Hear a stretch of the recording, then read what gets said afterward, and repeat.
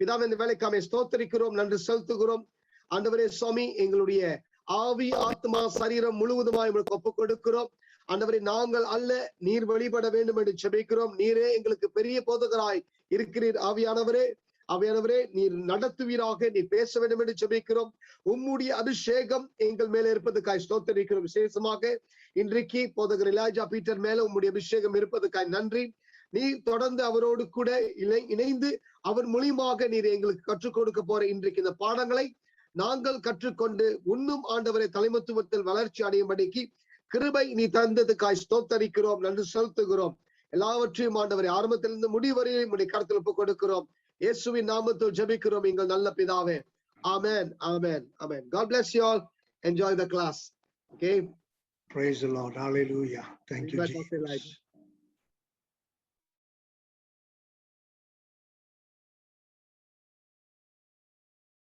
Pastor, you can go ahead. I will.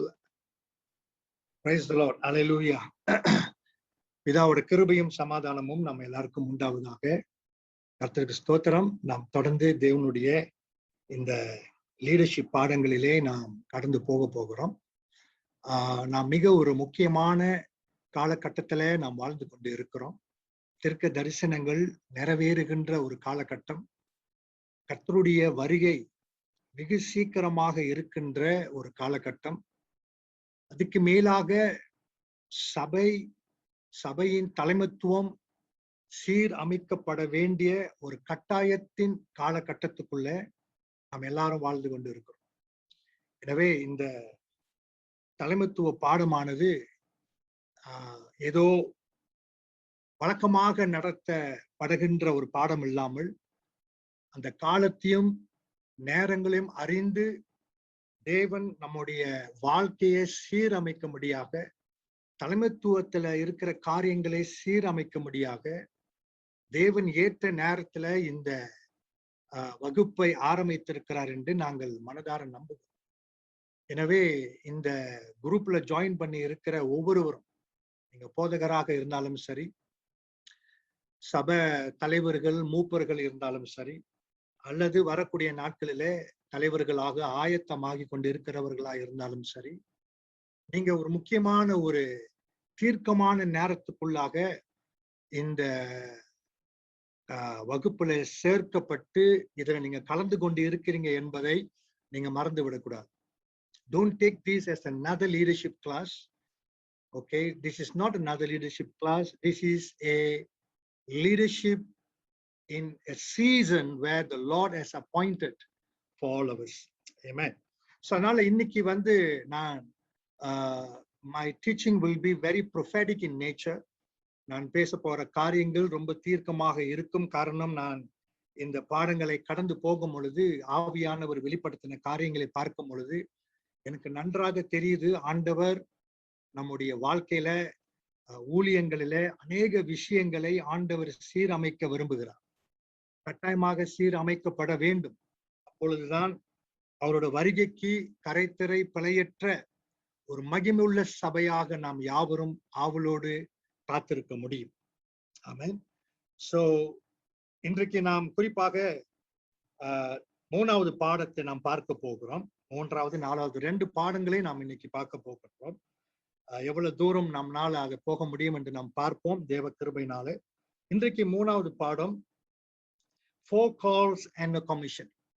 ஆண்டவராகிய இயேசு கிறிஸ்து தம்முடைய சீசர்களுக்கு தம்முடைய 3 வருஷ காலகட்டத்துல வேதாகமத்தை நாம் ஆராய்ந்து பார்க்கும் பொழுது 4 விதமான ஒரு அழைப்பை கொடுத்திருக்கிறார். 4 விதமான அழைப்பை கொடுத்து அவருடைய ஊழியத்தின் முடிவுல அவர் ஒரு பிரதான கட்டளையை கொடுத்திருக்கிறார். ஓகே, அந்த அழைப்புகள் என்ன என்று பார்க்கும் பொழுது, 1வது அழைப்பு நாம் பார்க்கும் பொழுது வந்து பாருங்கள், கம் அண்ட் see. 2வது காலகட்டத்தில் அவர் கொடுத்த ஒரு அழைப்பு கம் அண்ட் grow, வந்து வளர்ச்சி அடையுங்கள் அல்லது வந்து பங்கிடுங்கள். ஓகே, அடுத்த ஒரு காலகட்டத்துல அவர் கொடுத்த இன்னொரு அழைப்பு வந்து பணியாற்றுங்கள் அல்லது வந்து சேவியுங்கள், கம் அண்ட் சர்வ்.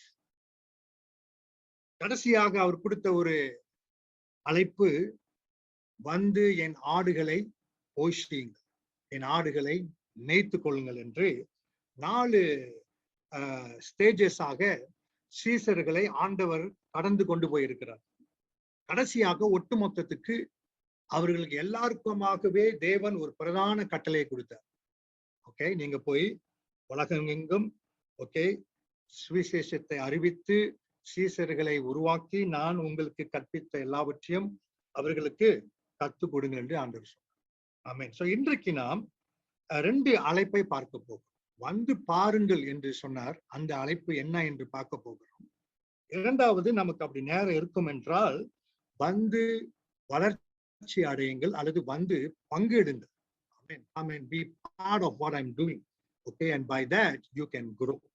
Hallelujah. ஒவ்வொரு இந்த அழைப்பை பார்க்கும் பொழுது அதுல ஆண்டவர் அவர்களை படிப்படியாக அப்படியே ஒவ்வொரு அழைப்புல அவர்களை ஒவ்வொரு லெவலாக கொண்டு போகிறத நம்ம பார்க்க முடியும். ஓகே, ஒரு வசனத்தை நாம் வாசிக்க போகிறோம். யோவான் 1ஆம் அதிகாரம் 37, 38 இந்த 2 வசனங்களை நாம் வாசிக்க போகிறோம். அவன் அப்படி சொன்னதை அவ்விரண்டு சீசரும் கேட்டு, அவன் என்று சொல்லும் பொழுது யோவான் ஸ்தானன் அப்படி சொன்னதை கேட்டு இயேசுவுக்கு பின் சென்றார்கள். இயேசு திரும்பி அவர்கள் பின் செல்கிறதை கண்டு, அவர்கள் இயேசுவுக்கு பின்ன வருகிறதை கண்டு என்ன தேடுகிறீர்கள் என்றார். அதற்கு அவர்கள் ரபி, நீர் எங்கே தங்கி இருக்கிறீர் என்று கேட்டார்கள். அதுக்குதான் ஆண்டவர் சொல்றார், வாசிங்க. ரபி என்பதற்கு போதகரே என்று அர்த்தமாம்.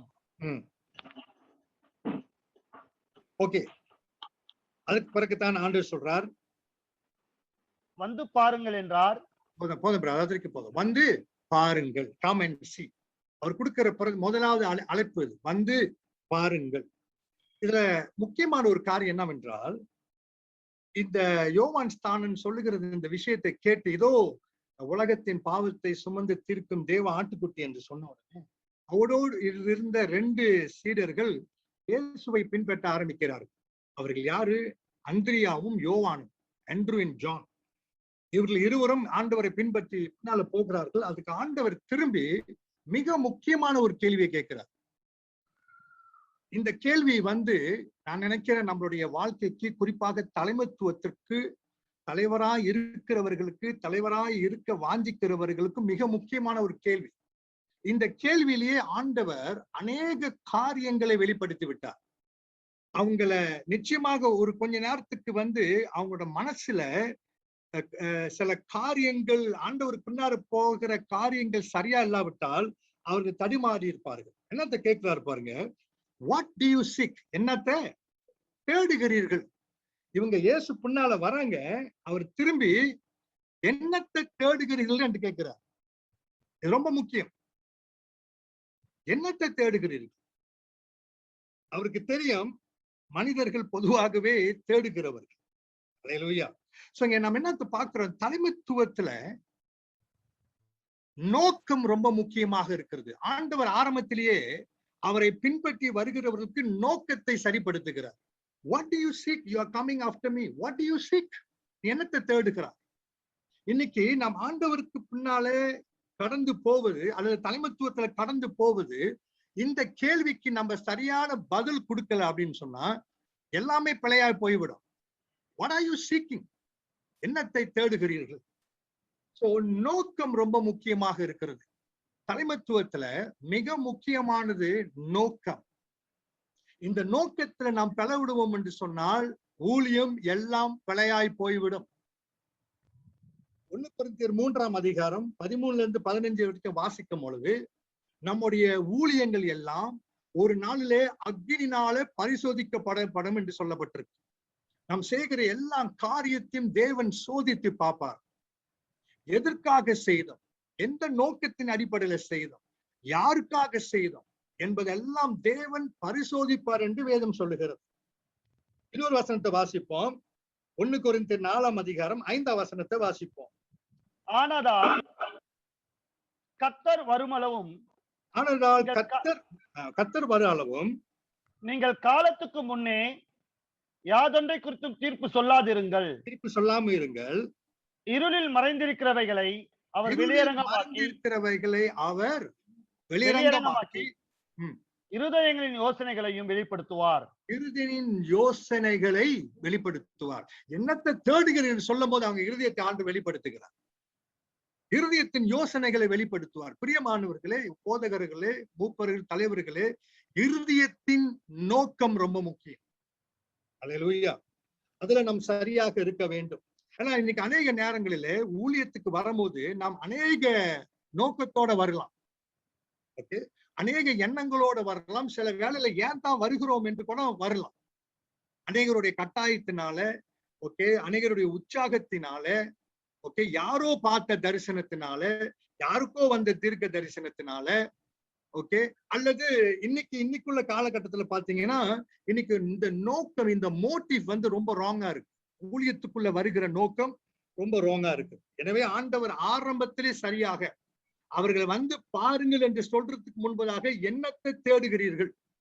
அல்லேலூயா. அங்கே சுயத்துக்கு இடம் இல்லை, சுயத்தை ஆதாயப்படுத்துவதற்கு இடம் இல்லை. இதை நம்ம சரியாக புரிந்து கொள்ள வேண்டும். ஆமென். சோ கர்த்தர் நம்முடைய நோக்கங்களை ஆராய்கிறவராக இருக்கிறார். சோ இது நான் உங்களுக்கு ஒரு வீட்டு பாடமா கொடுக்கிறேன். If you are a leader, I want you to answer this question. What are you seeking? As a leader, as a pastor, as an elder, and as someone who desired to be a leader or pastor in the future, what do you seek? You must have a clear answer from the Spirit of God. Scripturally, what are you seeking in the ministry? இது ரொம்ப ஒரு முக்கியமான காரியம். அல்லேலூயா. தெசலோனிக்கேயர் 2ஆம் அதிகாரம் 3 வாசிப்போம்.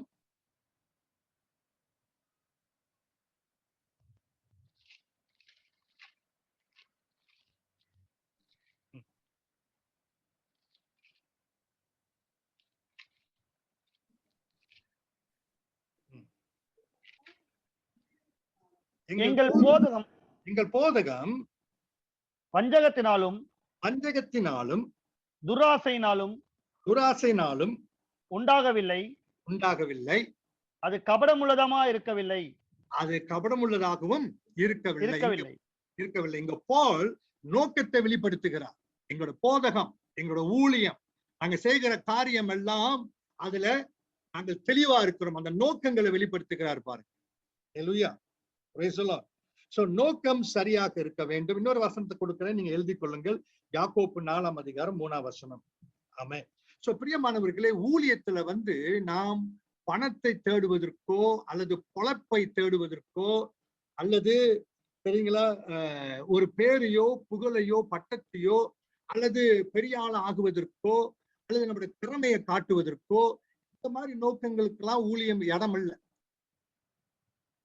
This kind of motives has got no place in the leadership. Okay, so அதனால ஆண்டு காத்து வைக்கிறார்.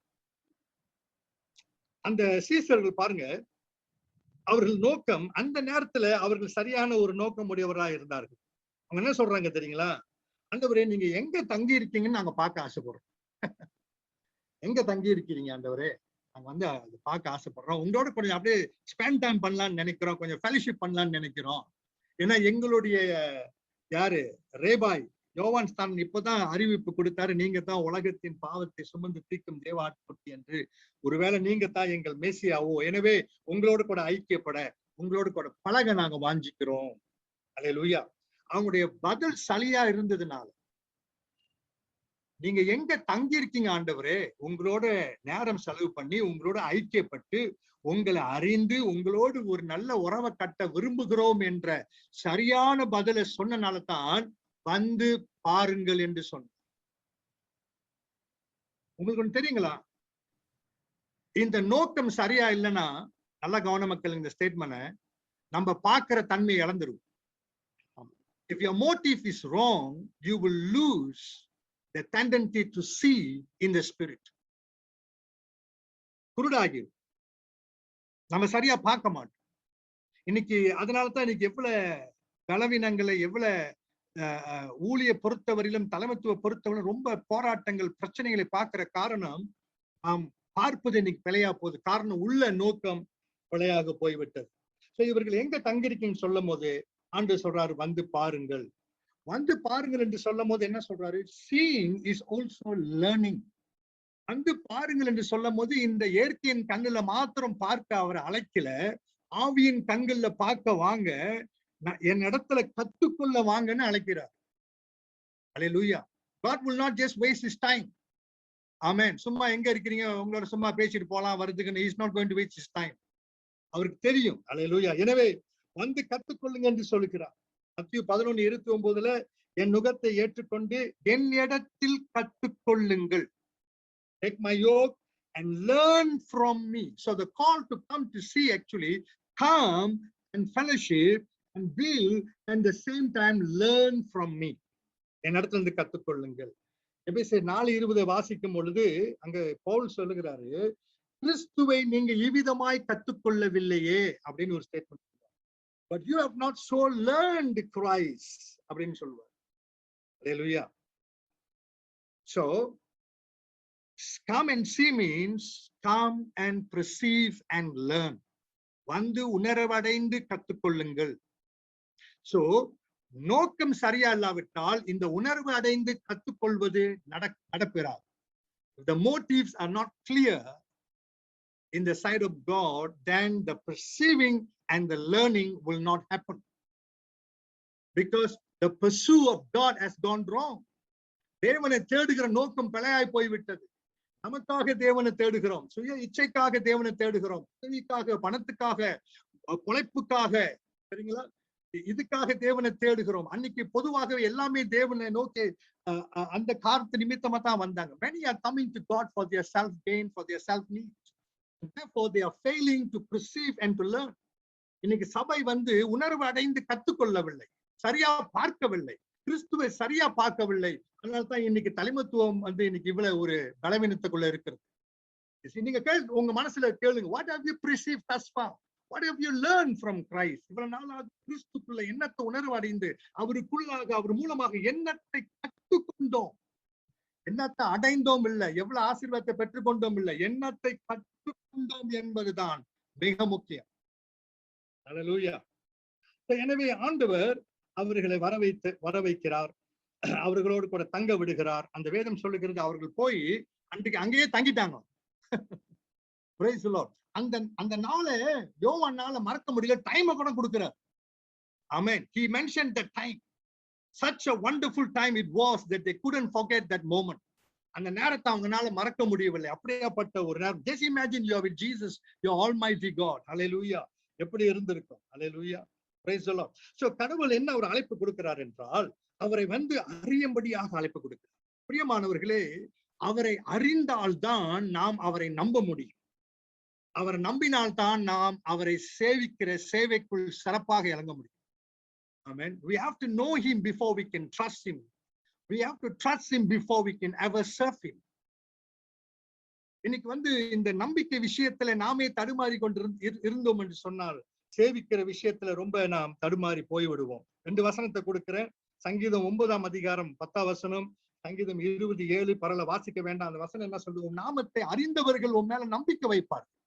உன் நாமத்தை அறிந்தவர்கள். ஆண்டவருடைய பிரதான நோக்கம் என்ன தெரியுங்களா? நம்ம அவர் அறிய வேண்டும். அவருடைய பிரதான நோக்கமே அதுதான், நாம் அவர் அறிய வேண்டும். அவரை அறிந்தால் அவரை நம்பி வாழ ஆரம்பிப்போம். அவரை சரியா நம்பினவர்கள் அவரை சரியாய் சேவிக்க முடியும். எனவே ஆண்டவர் சொல்றாரு, வாங்க. ஆண்டோட நோக்கம் அவர்கள் வந்து அவரை அறிந்து, அவருடைய சுபாவங்களை அறிந்து, அவரோடு கூட நல்ல ஒரு உறவை கட்டி, அவரை நம்பி பிறகு அடுத்த அழைப்புல அவர்கள் அவரை சேவிக்க வர வேண்டும் என்பது தான் தேவனுடைய அழைப்பாக இருக்கிறது. அல்லேலூயா. Praise the lord. சோ அடுத்து நீங்க பாத்தீங்கன்னா, இவர்கள் போய் ஒவ்வொரு ஆளை கொண்டு வருகிறார்கள். ஆமென். போயிட்டு பேதுருவை பாக்குறாங்க, அதன் மேல பாக்குறாங்க, பிலிப்பை பாக்குறாங்க, மத்தியுவை பாக்குறாங்க. அப்படியே இந்த சின்ன குரூப் கொஞ்சம் அப்படியே பெருக ஆரம்பிக்குது. ஓகே. சோ பாருங்க, ஒன்ஸ் இவங்க போய் அங்க ஆண்டவரோடு கூட இருக்க ஆரம்பித்த உடனே அந்த ஃபெலோஷிப் ஆனது அவங்களை எவ்வளவு டச் பண்ணியிருந்தா அவங்களுக்கு தெரியுது இவரு மேசியாவா இருப்பாரோ என்று சொல்லி அந்த நியூஸை போய் அவருடைய ஃப்ரெண்ட்ஸ் இடத்துல சொல்லி அவர்கள் கூட்டி வருகிற நாம் பார்க்கிறோம். ஓகே. சோ இந்த காரியங்கள் நீங்க பாத்தீங்கன்னா ஆண்டவரை இந்த அறிகிற காரியம், அவரை அறிந்து அவர் இடத்துல கற்றுக்கொள்வது, பார்த்து கற்றுக்கொள்வது, okay, the seeing, the perceiving, the learning, okay, இது வந்து ஏறக்குறைய ஒரு வருஷ காலம் ஆண்டவர் வந்து இவங்களை கொண்டு போறார். It takes about 1 year time, okay. அது வரைக்கும் அவங்களை ஆண்டவர் எந்த ஊழியத்துக்கு அனுப்பல, எந்த ஊழியத்தை செய்ய விடல, அவங்களை வந்து பார்க்க விடுறாரு, உணரவடைய விடுறாரு, அவங்களை கற்றுக்கொள்ள விடுறாரு. அல்லேலூயா. பிறகுதான் அந்த அடுத்த பாடத்துல வந்து வளர்ச்சி அடையுங்கள், வந்து பங்கெடுங்கள் விஷயத்துல தான் ஆண்டவர் அவங்களுக்கு ஊழியத்துல பங்கெடுக்க கொடுக்கறத நாம் பார்க்கிறோம். சோ ஒரு 3 முக்கியமான காரியங்களை உங்களோட கூட நான் பேச இருக்கேன். ஆண்டவர் வந்து பாருங்கள் என்று சொன்ன அந்த அடிப்படையில 3 முக்கியமான இடங்களுக்கும் 3 முக்கியமான சம்பவங்களுக்கு இவர்களை கொண்டு போனார். இந்த 3 இடத்துல தேவன் ஒரு பெரிய சீர்திருத்தத்தை கொண்டு வர சித்தமாக இருந்தார். ஓகே, அந்த 3 இடத்தை நாம் பார்க்க போகிறோம். ஓகே, மன்னித்துக் கொள்ளுங்க, எங்களுடைய செகண்ட் கம்ப்யூட்டர் வந்து கொஞ்சம் ஹேங் பண்றதுனால ஸ்லைட் வேகமா மூவ் பண்ண மாட்டேங்குது. சோ அதனால நான் அப்படியே போய்கிட்டு இருக்கிறேன். இல்லைன்னா நானு சார் எங்க டாக்டர் வந்து அந்த ஸ்லைட்டை உங்ககிட்ட அனுப்பிட்டாங்களா பாருங்க. வாட்ஸ்அப்ல அனுப்பியிருக்காங்களா? சாரி, பாருங்க, அப்படி இதை செய்ய முடிஞ்சா செய்வோம், அப்படின்னா பரவாயில்ல. ஓகே, 3 முக்கியமான இடங்கள், 3 முக்கியமான சம்பவங்கள்.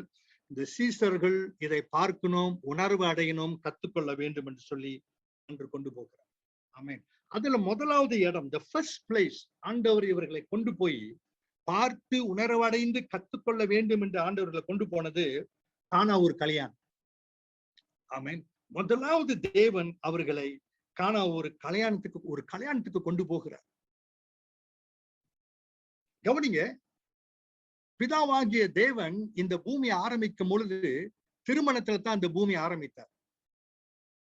இயேசு கிறிஸ்து தம்முடைய ஊழியத்தை, முதலாவது அற்புதத்தை ஒரு திருமணத்துல தான் செய்து தொடங்குகிறார். பரிசுத்த ஆவியானவர் கடைசியாக அவருடைய ஊழியத்தை திருமணத்துல தான் முடிக்க போகிறார். சோ திருமணம் அல்லது குடும்பம் தேவனுக்கு மிக முக்கியமானது.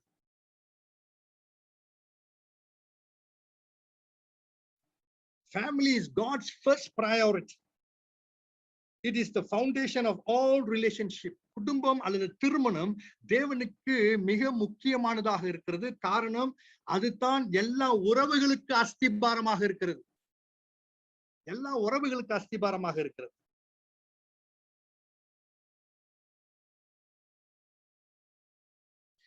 இயேசு கிறிஸ்து இருந்த நாட்களில நீங்க எல்லாம் சிந்திச்சு பாத்தீங்கன்னா, சமுதாயம் சீர்கட்டு கடந்தது, அவங்களுடைய தலைமத்துவம் சீர்கட்டு கடந்தது, தேவாலயத்தில் உள்ள காரியங்கள் சீர்கட்டு கடந்தது. குடும்பம் மாத்திரம் எந்த நிலையில இருந்திருக்க போது? குடும்பமும் சீர்கட்ட நிலையில இருந்தது. அங்க எதுக்கும் ஏதாகிலுக்கும் சுலபமாக விவாகரத்து செய்யக்கூடிய ஒரு நிலை, அது நமக்கு நன்றாக தெரியும். இன்ஃபேக்ட் நீங்க யோவான் 8ஆம் அதிகாரம் 7-9 வாசிக்கும் போது, அந்த கையும் காலமாக ஒரு ஸ்திரீயானவளை பிடித்து கொண்டு வந்தாங்களே, கல் அடிக்கணும்னு சொன்னாங்களே, ஆண்டவர் சொல்றாரு, உங்களில் எவன் இந்த பாவத்தை செய்யலையோ, அப்படின்னா இப்படியாப்பட்ட பாவம் எவன் உங்க வாழ்க்கையில செய்ததே இல்லையோ, நீ முதலாவது கல்லாடினாரு. அப்படி சொல்லும் போது அங்க வசனம் என்ன சொல்லுது? ஒவ்வொருவராக கல்ல கீழே போட்டுட்டு, வயதானவர்கள் இருந்து வாலிபன் வரைக்கும் கல்ல கீழே போட்டுட்டு போறாங்க. ஏன் சொல்றேன்? குடும்பம் அன்னைக்கு சீர்குலைக்கப்பட்டு இருந்தது.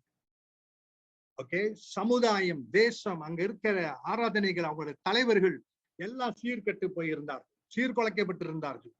ஆண்டவர் இவர்களை முத கொண்டு போய் ஒரு திருமணத்துல, திருமணம் குடும்பத்தினுடைய முக்கியத்துவத்தை காட்டும்படி அங்க கொண்டு போகிறார். பிரியமானவர்களே, தலைமைத்துவத்திற்கு குடும்பம் ரொம்ப முக்கியம். குடும்பம் சீரமைக்கப்பட்டு சரியா இருப்பது ரொம்ப முக்கியம். அல்லேலூயா. கர்த்தர் உறவின் தேவனாக இருக்கிறார். ஆமென். Our God is a relational God. He is not a religious God. கர்த்தர் உறவின் தேவனா இருக்கிறார், உறவை முக்கியப்படுத்துகிறவரா இருக்கிறார். கர்த்தர் ஒரு குடும்பமாக இயங்குகிறார், குடும்பமாக செயல்படுகிறார்.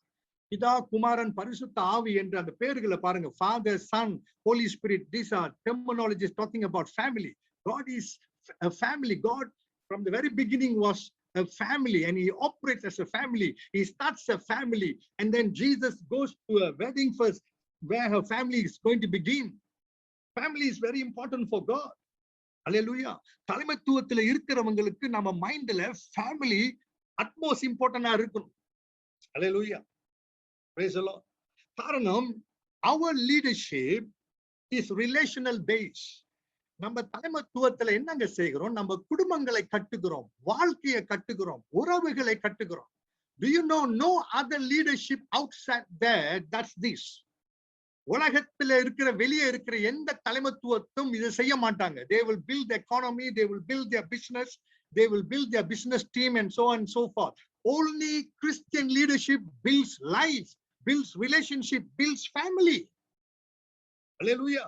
கிறிஸ்துவ தலைமைத்துவம் மாத்திரம் தான் குடும்பங்களை கட்டக்கூடியது, வாழ்க்கை உறவுகளை கட்டக்கூடியது. அதை இந்த சீசர்கள் நல்லா புரிந்து கொள்ள வேண்டும். பிகாஸ் அவங்க இருக்கிற தலைமைத்துவம், சீசர்கள் இருந்த தலைமைத்துவம் இதை முக்கியப்படுத்தாத ஒரு தலைமைத்துவம். நீங்க வேதாகமத்தை படிங்க. You can never see from the Pharisees or the Sadducees or the scribes, even whatever that was happening, worship and all those happening, you can never see the emphasis on family during Jesus' time. So these disciples were part of that. இந்த சீசர்கள் அதுல ஒருவர்களா இருந்தார். So Jesus wants to make sure you are going to become my greatest apostle. You must understand that family is my first priority. And that's why we see them talks about family, about relationship. அதனால்தான் அவர்கள் குடும்பங்களை குறித்து, உறவுகளை குறித்து அதிகமாய் பேசுகிறது நாம் பார்க்கிறோம்.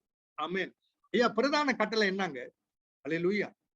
உன் கர்த்தராகிய தேவனை முழு இதயத்தோட நேசி, நீ உன்னை நேசிக்கிறது போல உன்னோட அயலானை நேசி. Love God and love your neighbor. That is the greatest commandment. So what are we building? We are building a relationship to God and to one another. Amen. தேவனோடு ஒருவரோடு கூட குடும்பத்தை அல்லது உறவை கட்டுவது தான் நாம் வழங்கக்கூடிய தலைமைத்துவம். அல்லேலூயா. எனவே தலைவர்கள் குடும்பத்துல நாம் முதலாவது சரியாக அல்லது நல்ல ஒரு தேவனுடைய சித்தத்தின் அடிப்படையில கட்டப்பட்ட நிலையில் இருக்க வேண்டும். நான் மறுபடியும் இதுக்கு அழுத்தி சொல்றேன். தலைவர்கள் உறவை முக்கியப்படுத்த வேண்டும். தலைவர்கள் உறவை முக்கியப்படுத்த வேண்டும். Every leader, whether we are a pastor, elder, whatever, relationship must be the utmost thing for you. You see, because that is what we are going to do in our leadership. அதுதான் நம்ம செய்ய போறோம். ஆண்டவர் இந்த உறவின் முக்கியத்தை காட்டுகிறார் பாருங்க. நீங்க மத்தேயு 5ஆம் அதிகாரம் 23, 24 வாசித்தீங்கன்னா அங்க சொல்றாரு. மத்தேயு வாசிப்போமா? 5ஆம் அதிகாரம் 23, 24.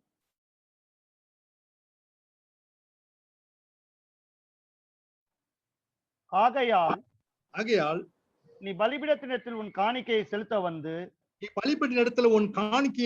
வந்து உன் பேரில் உன் சகோதரனுக்கு குறைவு உண்டு என்று அங்கே நினைவு கூறுவாயில், உன் பேரில் உன் சகோதரனுக்கு அங்க ஒரு குறைவு உண்டு என்று நீ நினைவு கூறுவாய் அன்றில்.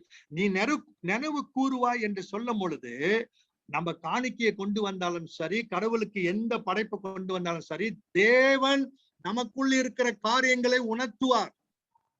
அதனால்தான் ஏன் சொல்றது, நீ நினைவு கூறும் போது நான் உணர்த்துவேன், உறவுகளை நான் சரிப்படுத்துவேன். அல்லேலூயா. அப்படி நான் உணர்த்தும் போது நீ அதை நினைவு கூறும் போது என்ன செய்யணும்? வாசிங்க பிரதர். அங்கே தானே பலிபீடத்தின் முன் உன் காணிக்கையை வைத்துவிட்டு போய், பலிபீடத்தின் முன் உன் காணிக்கையை வைத்துவிட்டு போய், முன்பு உன் சகோதரனோடு ஒப்புரவாகி, பின்பு வந்து உன் காணிக்கையை செலுத்து. நான் நம்புறேன் மனசார இப்ப அதான் நடக்குது. காணிக்கையை வச்சிருங்க, ஊழியத்தெல்லாம் வச்சிருங்க, எல்லாத்தையும் கொஞ்ச நேரம் வச்சுட்டு போய் உறவை சரிப்படுத்துங்க. எங்கெங்க உறவுல பல இருக்கோ, எங்கெங்க உறவு பாதிக்கப்பட்டு கிடக்கோ, எங்கெங்க உறவு உடைஞ்சு போய் கிடக்கோ, அதை போய் சரி பண்ணுங்க. சரி பண்ணிட்டு அப்புறம் வந்து ஊழியங்களை செய்யலாம். அல்லேலூயா. அந்த வார்த்தையை கவனிங்க. தமிழ்ல முன்புன்னு போட்டிருக்கு. Notice that word Jesus said first. First.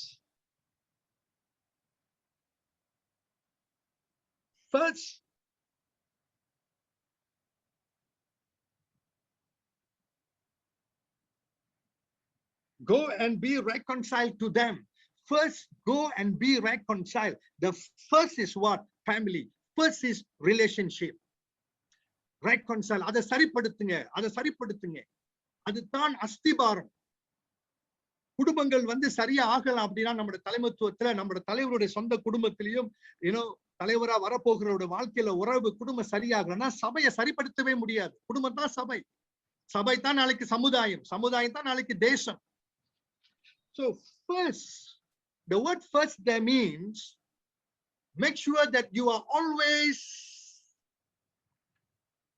in right terms in your relationship.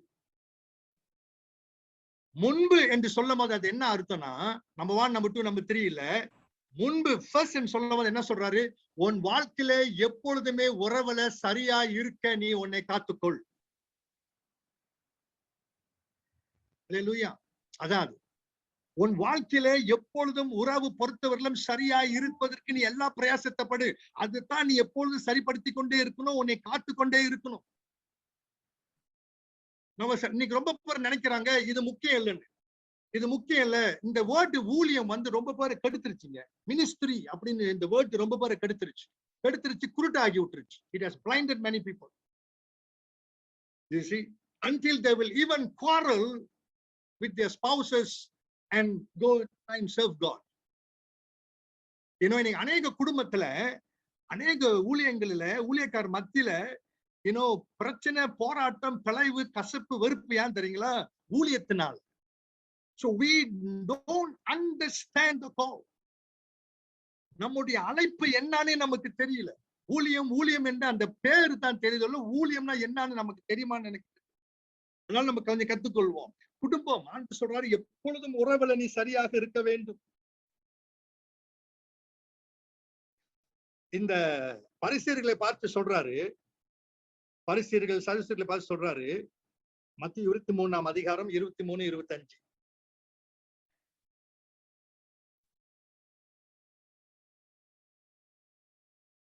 இத கொஞ்சம் கேளுங்க. மத்திய 23, 24, 25. 23ஆம் அதிகாரம். மாயக்காரராகிய வேத போதகரே, பரிசேயரே, உங்களுக்கு ஐயோ. மாயக்காரராகிய பரிசேயரே, வேத போதகரே, உங்களுக்கு ஐயோ. இதுதான் அன்னைக்குள்ள இருந்த leadership. It was full of hypocrisy. Woe to you, hypocrites. That was the leadership during Jesus' day.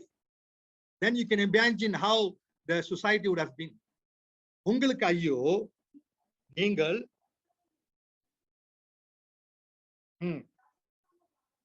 வெந்தயத்துல, சீரகத்துல, தசம பாகலாம் சரியா செலுத்துறீங்க.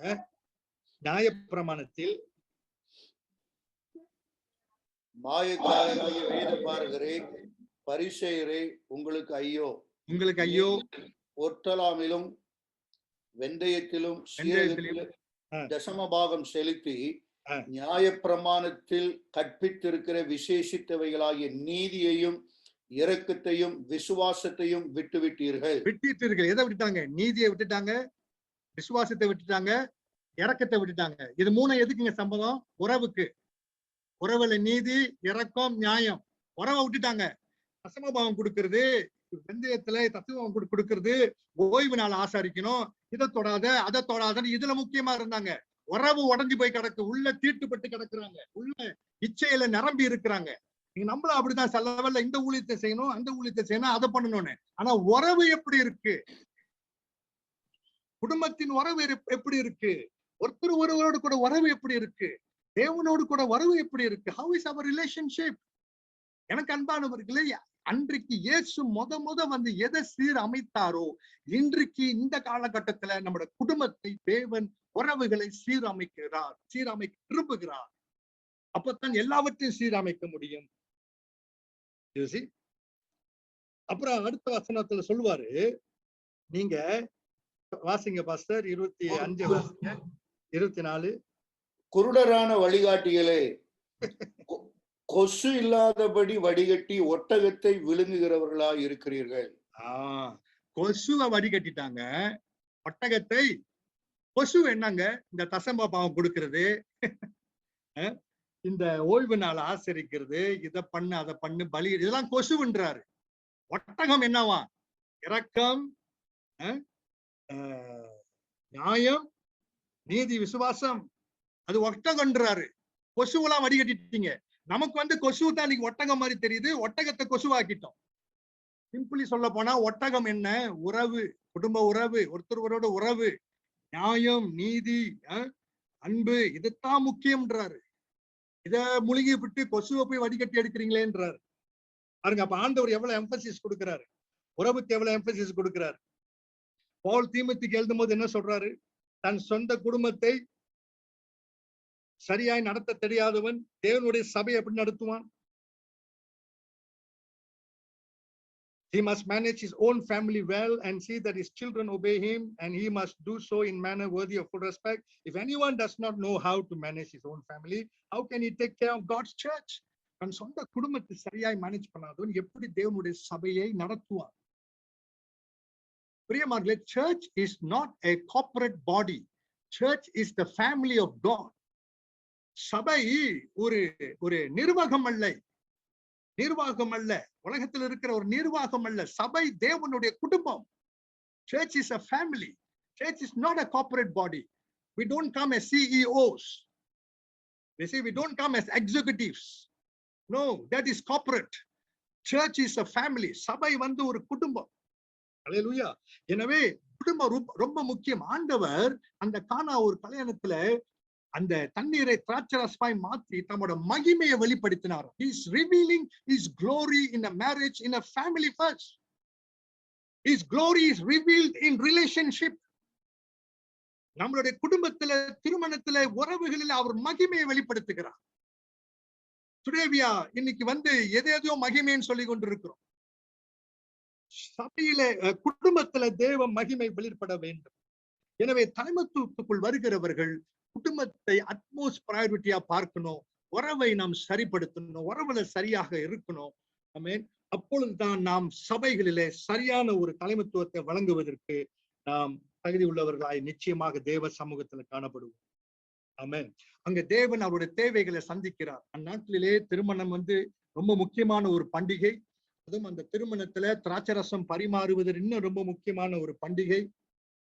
ஒருவேளை அந்த திருமண வீட்டார்கள் கொஞ்சம் ஏழையாக இருந்ததுனால போதுமான அளவுக்கு திராட்சை ரசத்தை அவர்கள் ஆயத்தப்படுத்த முடியாம போயிருந்த காரணம், திராட்சை ரசம் முடிந்து விட்டது.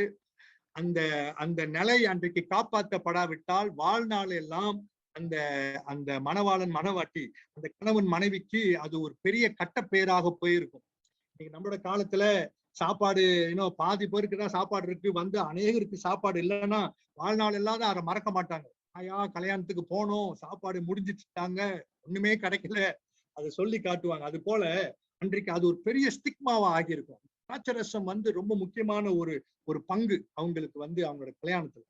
அப்ப அதனாலதான் ஆண்டவர் உள்ள இறங்கி பாருங்க, அவர் அந்த திருமணத்தை காப்பாத்துகிறத பாக்குறோம். அந்த கணவன் மனைவியை காப்பாத்தி அங்க சந்தோஷத்தை கொண்டு வருகிறத பாக்குறோம், அங்க ஆனந்தத்தை கொண்டு வருகிற பாக்குறோம். அல்லேலூயா. சோ அங்க என்னத்தை கத்துக் கொடுக்கிறாரு ஆண்டவர், இதை செய்து இவங்களை உணர வைக்கிறாரு. அப்பா, எனக்கு திருமணம் ரொம்ப முக்கியம், குடும்பம் ரொம்ப முக்கியம், உறவு ரொம்ப முக்கியம். அங்கதான் என் மகிமையை வெளிப்படுத்துறேன். அங்க நீங்க சந்தோஷமா இருக்கணும், ஆசீர்வாதமா இருக்கணும்.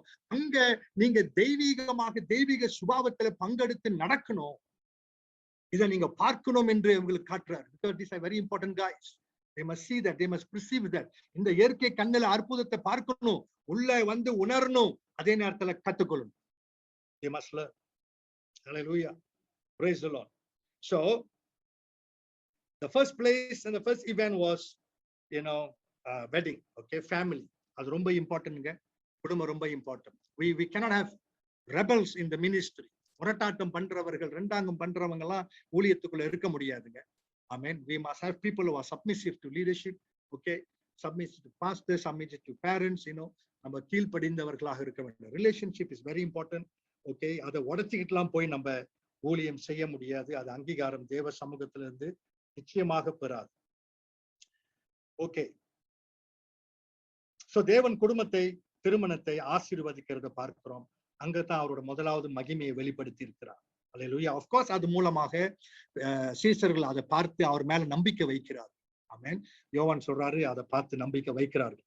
நாம் ஆரம்பத்தில் சொன்னது போல என்னோட டீச்சிங் கொஞ்சம் ப்ரொஃபேட்டிக் நேச்சரா இருக்கும். This is what the Lord has been revealing. ஆனா யோவான் சுவிசேஷத்தை எழுதுற நோக்கம் வேற. அதனால அவரோட நோக்கத்துக்காக அவர் சில முக்கியமான பாயிண்ட் தான் அங்க ஹைலைட் பண்றாரு. என்ன அவரோட நோக்கம்னா, அவர்கள் அவர் மேல் நம்பிக்கை வைத்தார்கள். யோவானுடைய பிரதான நோக்கமே இந்த சுவிசேஷத்தை எழுதுவதுக்கு அதுதான், to believe in the Son of God. Okay, இரண்டாவது இடத்துக்கு ஆண்டவருக்கு அடுத்து பாருங்க, அடுத்து எங்க கொண்டு போறாரு நீங்க பாத்தீங்கன்னா, இந்த சம்பவம் முடிந்த உடனே ஆண்டவர் தேவ ஆலயத்துக்கு கொண்டு போகிறார். He is bringing them to temple.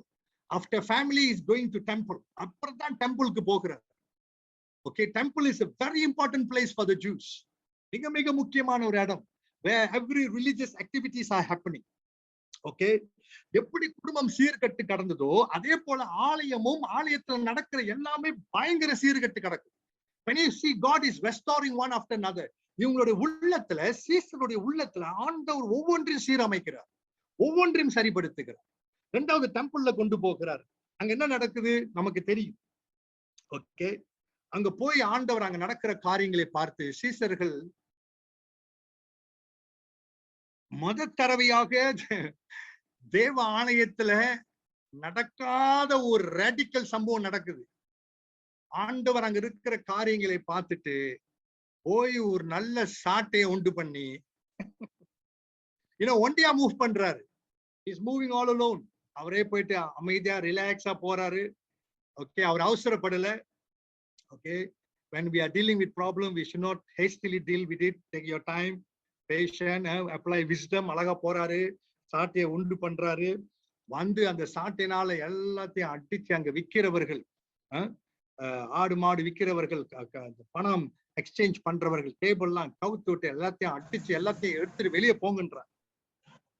இந்த மாதிரி ஒரு சம்பவம் தேவ ஆலயத்தில் நடந்ததே கிடையாது. The disciple must have been shocked to their death. இன்னையோடு நம்ம கதை முடிஞ்சுன்னு நினைச்சிருப்பானுங்க. For Jesus to do that. Hallelujah. But Jesus did it. இங்க பாருங்க பிரியமானவர்களே, this was happening year after year. வருஷந்தோறும் பஸ்கா பண்டிகையில இது நடந்து கொண்டிருக்கு. Nobody saw that as a sin.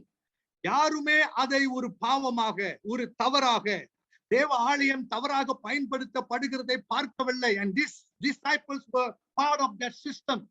They also went to the Passover feast year after year and it never struck a chord in their hearts. இவர்களும் வருஷந்தோறும் போனாங்க. ஆனா யாரோட கண்களுக்கு அது தப்புன்னு படலங்க. Because all are equally corrupted. And that's why இவங்களை பார்த்து come and see, receive, learn என்று சொல்வது ரொம்ப முக்கியம். Because these are going to become foundational apostles. இவர்கள் அஸ்திபாரமான அப்போஸ்தலராக மாற போகிறதுனால இவர்களை தேவன் சீரமைக்க வேண்டும். சோ அங்க நடந்து கொண்டிருக்கிறது. ஆண்டவரை தகர்த்து எறிகிறார். என்னுடைய தகப்பனுடைய வீட்டை வியாபார சந்தையாக மாத்தாதீங்க என்று சொல்லு. Don't turn my father's house into a marketplace. Hallelujah. வியாபார சந்தையாக மாத்தார். பாருங்க, they have to wait so long until Jesus to come on scene and to show them that this is wrong. High priest is there, scribes are there, Pharisees are there, Sadducees are there, all the worshippers are there. Nobody saw this to be wrong. யாருமே இதை தப்பா பார்க்கலங்க. Okay, because all of them were corrupted, all of them were money making minded. எல்லாருமே பணம் சம்பாதிக்கிற சிந்தனை. You see, இன்னைக்கு ஆண்டவர் எப்படியாப்பட்ட ஊழியரை நம்ம எழுப்ப விரும்புகிறாரு? இந்த மாதிரி ஊழியத்துல போய் சபையில போய் ரேடிக்கலாக காரியத்தை சீர்திருத்தப்படுத்த வேண்டும், சீரமைக்க வேண்டும். God wants to cleanse the temple. God wants to cleanse his people. God wants to cleanse the church and the ministry.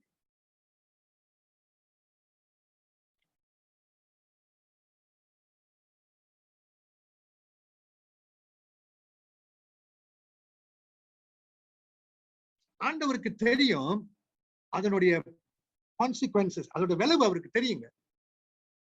This is not something which is welcome by everybody. யாருக்குமே இது பிடிக்காது. இன்னைக்கு சபையில வந்து சீர்திருத்தம் பிடிக்காது, கரெக்ட் பண்ணப்பட்டா பிடிக்காது.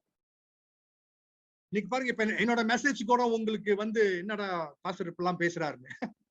You see what the God ஆண்டவர் சொன்னதை நான் பேசிதான் ஆகணும். You know, this is the work of God. Jesus ஒரு சாதாரண மனுஷன் அல்ல. இயேசு கிறிஸ்து 100% God. அவர் தேவனாக இருக்கிறார். 100% தேவனாக இருக்கிறார். இது தேவனுடைய செயல். இது தேவனே செய்கிறார். அதனால விளைவை பார்த்தால் ஊழியம் செய்ய முடியாது. If you are worried about consequences, you cannot qualify to be a good leader. நீங்க விளைவை பார்த்து ஊழியம் செய்கிறவர்களா இருந்தால், விளைவை பார்த்து பிரசங்கம் பண்றவர்களா இருந்தால், நீங்க ஊழியத்துக்கு தகுதி இல்லை. We have to repent. நாம் மனம் திரும்ப வேண்டும். இன்றைக்கு ஊழியம் அப்படிதான் இருக்கு.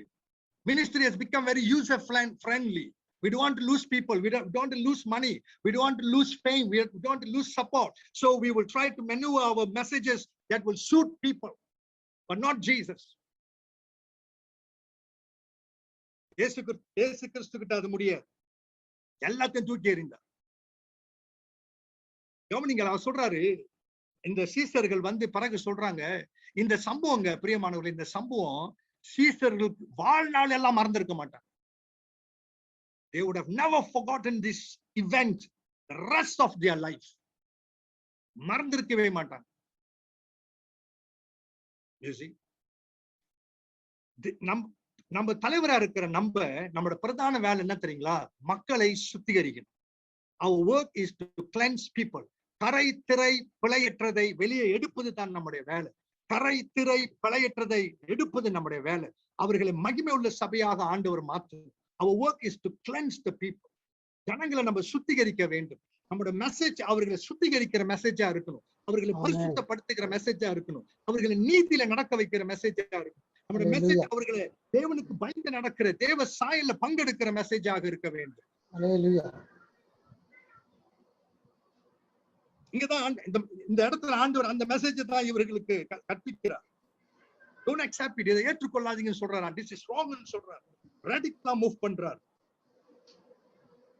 1 தீமோத்தேயு 6ஆம் அதிகாரம் 3ல இருந்து 6 வரைக்கும் வாசிப்போம். பாருங்க, அங்க ஒரு அருமையான ஒரு காரியத்தை பவுல் சொல்லுகிறாரு.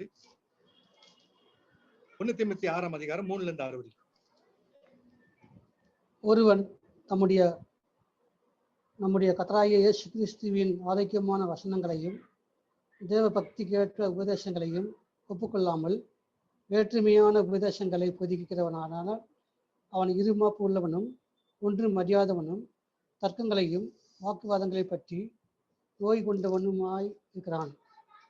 அவைகளாலே பொறாமையும் சண்டையும் தூஷணங்களும் பொல்லாத சம்சயங்களும் உண்டாகி கெட்ட சிந்தனைகள் உள்ளவர்களாயும் சத்தியம் இல்லாதவர்களாயும் தேவ பக்தியே ஆதாயம் என்று தொழில் என்று தேவபக்தியை, அதை மறுபடியும் படிங்க, தேவபக்தியை ஆதாய தொழில என்று எண்ணுகிறவர்களுமாயிருக்கிற மனுஷரால் ஆதாய தொழிலால் எண்ணுகிறவர்களாய் இருக்கிறார்கள். தேவபக்தி சுய ஆதாயம். தேவபக்தி சுய ஆதாயம். அதனால்தான் ஆரம்பத்துல என்னத்தை தேடுகிறீர்கள்? What do you seek? டைட்டிலா, பவரா, பொசிஷனா, பணமா, வேலையா, ஜாபா? What do you seek? ஊழியத்துல என்னத்தை தேடுறோம்? இதை நாம ஆண்டவர் இந்த நாட்கள் ஆராய்ந்து பார்க்க சொல்றார், சீரமைக்க சொல்றார். Ask him to search. You see, அப்ப அவங்க என்ன பண்றாங்க? Who have been robbed of the truth and who think that godliness is a means of financial gain. Once வந்து பாருங்க, தேவ பக்தி ஆதாய தொழிலாக அல்லது பணத்திற்கு ஆதாயப்படுத்துகிறதாக நம்முடைய நோக்கம் போயிருச்சுன்னா, நம்ம சத்தியத்தை சரியாக பிரசங்கிக்க மாட்டோம். சத்தியத்தை ஜனங்களுக்கு சரியாக கொடுக்க மாட்டோம். ஜனங்களை சுத்திகரிக்கக்கூடிய சத்தியங்கள், ஜனங்களை கட்டி எழுப்பக்கூடிய சத்தியங்கள்.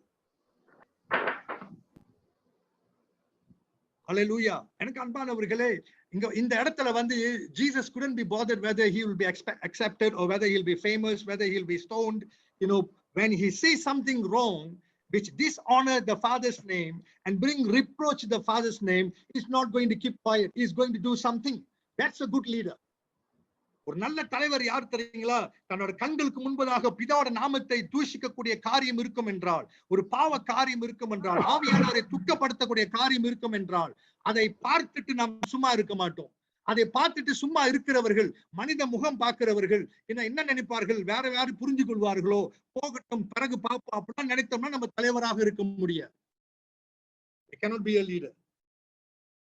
நமக்கு நன்றாகவே தெரியும் ஏலிக்கு என்ன நடந்தது. ஏலி ஆசாரியன் ஆண்டவர் அவனுடைய ஆசாரியத்துவத்தை அவனுடைய சந்நிதத்தையே தள்ளி விட்டார்.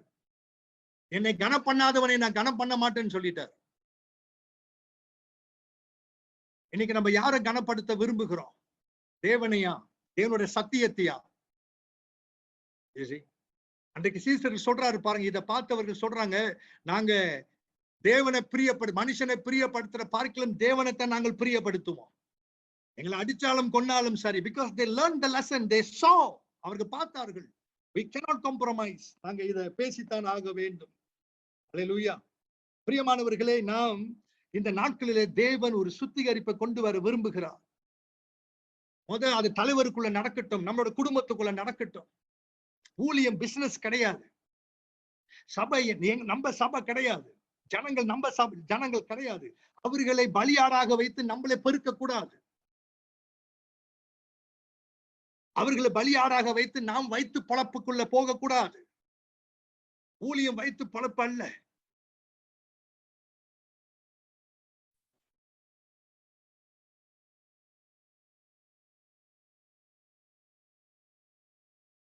அங்க சொல்லப்பட்டிருக்கு, zeal for your house has eaten me up. பிறகு அவங்க உணர்றாங்க, அல்லேலூயா, அவருடைய வீட்டை குறித்துதான வைராக்கியம் அவரை பட்சித்து கொண்டது. அவர் வீட்டை குறித்துதான வைராக்கியம். பிரியமானவர்களே, நமக்கு ஒரு வைராக்கியம் இருக்கும் அப்படின்னு சொன்னா அது அவர் நாமத்தை குறித்த வைராக்கியம். நமக்கு ஒரு வைராக்கியம் இருக்குன்னு சொன்னா அது அவருடைய வீட்டை குறித்து, அவருடைய ஜனங்களை குறித்து, அவருடைய பரிசுத்தத்தை குறித்து வைராக்கியம் நமக்கு இருக்கணும். அவ்வளவுதான். If there's only a zeal, there's only one zeal that has to consume us, and that is concerning God's house, which is His church, His people, and His name. அந்த ஒரு வைராக்கியம் தான் நமக்கு இருக்கணும். இயேசுக்கு அது ஒரே வைராக்கியம் தான் இருந்தது. அந்த சீசர்கள் உணர்ந்து கொண்டார்கள். அல்லேலூயா. சோ இரண்டாவது நம்ம என்ன பார்க்கிறோம்? ஆண்டவர் தேவ ஆலயத்துக்கு இவங்களை கொண்டு போய் அந்த தேவ ஆலயத்தை சுத்திகரித்து அங்க இருக்கிற தவறான காரியங்களை அப்புறப்படுத்தி அங்க சீரமைக்கிறத நாம் பார்க்கிறோம். சீசர்கள் இதை பார்க்க வேண்டும் என்று அவர் விரும்புகிறார். நான் நம்புகிறேன் அந்த காலகட்டத்தில் ஆண்டவர் அதை செய்ய விரும்புகிறார். God wants to do that. God wants to cleanse His people, cleanse the leadership. Hallelujah. Amen. இதை நம்ம பேசுவோம். பிரியமானவர்களே, ஜனங்கள் சுத்திகரிக்க அங்க காரியம் சரியா இருந்தால், தேவனுக்கு உகந்ததாய் இருந்தால், நிச்சயமாக தேவ மகிமை இறங்கும், தேவ ஆசீர்வாதம் இறங்கும்.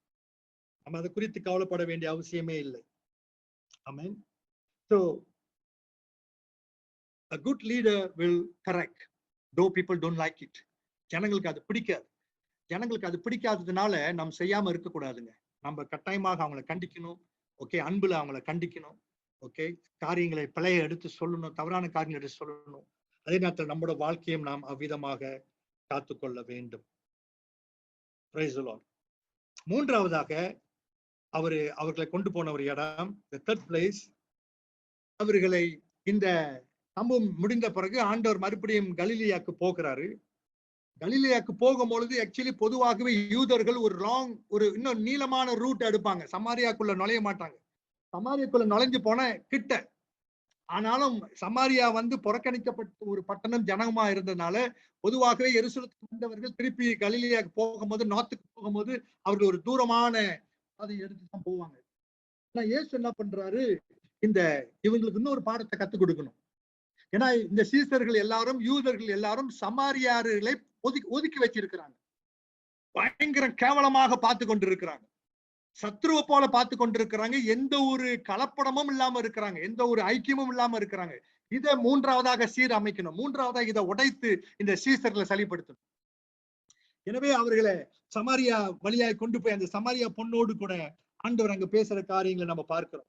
ஆஃப்கோர்ஸ் அவர்கள் ஆண்டவருக்கு சாப்பாடு வாங்க போகிறார்கள். பிறகு பார்க்கிறார்கள் அவரு இந்த சமாரிய பொண்ணோடு கூட பேசி கொண்டு இருக்கிறத பார்த்து ஆச்சரியப்படுறாங்க. என்னடா பேசுறாரு, பொண்ணு கூட பேசுறாரு. அன்னைக்குள்ள ரபிமார்கள் பொதுவாகவே பப்ளிக்கா பெண்களோடு பேச மாட்டாங்க, அவங்க மனைவியோட கூட பேச மாட்டாங்க. ஆமென். இவர் சமாரியா பொண்ணோட பேசிக்கிட்டு இருக்கிறார். She is breaking something there. ஏதோ சில காரியங்களை அவங்க மனசுல ஆண்டவர் உடைக்கிறார், பார்க்க வைக்கிறார். அல்லேலூயா. ஆமென். சோ நம்ம இங்க என்ன கத்துக்கொள்றோம்? இந்த பப்ளிக் மினிஸ்ட்ரி, ஓகே, இந்த பொதுவான ஊழியம், வெளி ஊழியங்கள். நம்ம என்னதுங்க, இந்த we cannot be choosing, we cannot choose and be partial where we will serve, where we will not serve. எங்க ஊழியம் செய்வோம், எங்க ஊழியம் செய்ய மாட்டோம், யாருக்கிட்ட போவோம், யாருக்கிட்ட போக மாட்டோம், அப்படிலாம் நம்ம ஒரு எல்லையை போட்டு ஊழியம் செய்ய முடியாது. குறிப்பாக நமக்கு பிடிக்காதவர்கள், புறம்பே தள்ளி வைத்திருக்கிறவர்கள். சோ இதன் மூலமாக ஆண்டவர் இவங்களுக்கு என்ன ஒரு காரியத்தை கத்துக் கொடுக்கிறார்? நாளைக்கு இவர்கள் பரிசுத்த ஆவி வந்த பிறகு சபைக்குள் சேர்க்கப்பட வேண்டும். இவருடைய தரிசனத்தை ஆண்டவர் விருதாக்கி கொடுக்கிறார். யூதர்களோட மாத்திரம் இருந்துராதீங்க, எருசலேத்துல மாத்திரம் இருந்துராதீங்க, யூதேயா முழுவதும் போங்க, சமாரியா முழுவதும் போங்க, உலகம் எங்கும் போங்க. அல்லேலூயா. அதே போல நம்முடைய தரிசனம் நம்முடைய சபையோட மாத்திரம் இராதபடிக்கு, நம்முடைய பட்டணத்தை மாத்திரம் இராதபடிக்கு, கர்த்தர் வாசலை திறக்கும் போது நாம் நம்முடைய தரிசனத்தை விருதாக்கி மற்ற கூட்ட ஜனங்களையும், பொதுவாக இப்படியாப்பட்ட பாவத்தில் இருக்கிற கூட்டங்களோடு கூட நாம் சம்பாஷிக்கவும் அவர்கள் மத்தியில இயேசுவை கொண்டு போவதற்கும் நாம் ஆயத்தமாக இருக்க வேண்டும். மத்தேயு 5ஆம் அதிகாரம் 45, 44, 45 வாசிக்கும் போது ஆண்டு சொல்ற சத்துருக்களை நேசிங்கன்னு சொல்லுகிறார். அல்லேலூயா. சத்துருக்களை நேசிங்க சொல்றாரு. லூக்கா 10ஆம் அதிகாரத்துல 25 இருந்து வாசிக்கும் பொழுது இந்த சமாரியர்களை குறித்து, யூதர்கள் சமாரியர்களை இப்படி புறமே தள்ளி வைத்திருக்கிறது குறித்து ஒரு பெரிய கதையை சொல்றாரு. சீசர்கள் இடத்துல ஒரு பெரிய கதையை சொல்லி அந்த பேரியரை உடைக்கிறார். எல்லா அந்த தடைகளை ஆண்டவர் உடைக்கிறதை பார்க்கிறோம். பிரியமானவர்களே, நமக்குள்ள இப்படி சத்ரு என்று யாரும் இருக்கக்கூடாது. ஓகே, சில வேளையில நம்ம சில ஜனங்களை, குறிப்பாக இப்படி பாவத்துல இருக்கிறவர்கள், இன்னைக்கு நீங்க பாத்தீங்கன்னா அதிகபட்சமாக நம்ம சமுதாயத்தோடு கலக்கிறது இல்லை. நம்முடைய ஊழியங்களை அதிகபட்சமாக கிறிஸ்தவர்களோடு மாத்திரமே அதிகமாக செய்கிறோம். சமுதாயத்துக்கு நம்ம கொண்டு போக மாட்டேங்கிறோம், சமுதாயத்தோட பழக மாட்டேங்கிறோம், சமுதாயத்தோட பேச மாட்டேங்கிறோம். அங்க பாத்தீங்கன்னா ஆண்டவர் இந்த சமாரியா பொண்ணோட கூட உட்காந்து ஒரு பேச்சை தொடங்கி ஒரு தாகமா இருக்கு தண்ணி கொடு என்று சொல்லி அப்படியே ஒரு கன்வர்சேஷன், ஒரு பேச்சை தொடங்கி கொண்டு போய் அதுக்கப்புறம் அப்படியே அவர் ரட்சிப்புக்குள்ள கொண்டு போகிறத பாக்குறோம். இன்னைக்கு ஆண்டவர் இந்த இடத்துலயும் நம்மளை சீரமைக்க விரும்புகிறார், நம்மளை சரிப்படுத்த விரும்புகிறார். நம்முடைய ஊழியங்களை நாம் சமுதாயத்துக்கு கொண்டு போகணும், பாவிகள் மத்தியில கொண்டு போகணும். அவர்கள் எப்படியாப்பட்டவர்களா இருந்தாலும் சரி, எப்படியாப்பட்ட மோசமான பாவியா இருந்தாலும் சரி, தேவன் அவர்களை நேசிக்கிறார், அவர்கள் மேல அக்கறையா இருக்கிறார் என்று நாம் உணர்ந்து நம்முடைய ஊழியத்தை, நம்முடைய தலைமைத்துவத்தை அங்கேயும் நாம் கட்டாயமாக வழங்கத்தான் செய்ய வேண்டும். ஆமென்.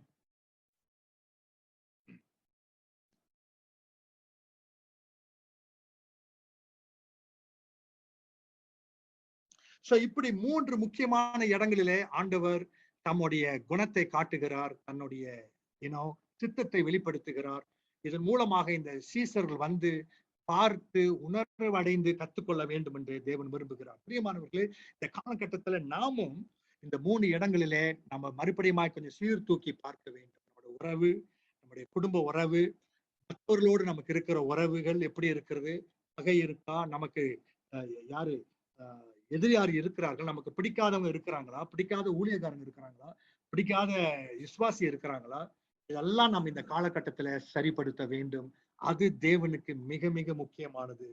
2வது, சபைகளிலே இனி நாம் இந்த சுத்திகரிப்பு விஷயத்துல பயம் இல்லாமல், மனுஷனை பிரியப்படுத்தாமல், சரியான செய்தியை கொடுத்து, சரியான சத்தியத்தை கொடுத்து, ஜனங்களை சீரமைத்து இந்த பரிசுத்த நீதி வாழ்க்கைக்குள்ள நாம் அவர்களை நடத்த வேண்டும். நம்ம கண்களுக்கு எது வேத அடிப்படையில எது தவறாக இருக்கின்றதோ அதை நம்ம சரிப்படுத்தித்தான் ஆக வேண்டும். ஜனங்களுக்கு அது பிடிக்குதோ அது பிடிக்கலையோ நாம் சரிப்படுத்தித்தான் ஆக வேண்டும். அன்பாக அதை பேசித்தான் ஆக வேண்டும். பொதுவாக ஜனங்களுக்கு பிடிக்காது, அதனால அவங்களுக்கு பிடிக்காதுன்னு சொல்லி நாம் செய்யாம இருக்கக்கூடாது. நாம் தேவன் தலைவர்களா இருக்கிறதுனால, தேவனால் நியமிக்கப்பட்டவரா இருக்கிறதுனால அதை நாம் செய்துதான் ஆக வேண்டும். அல்லேலூயா, praise the Lord.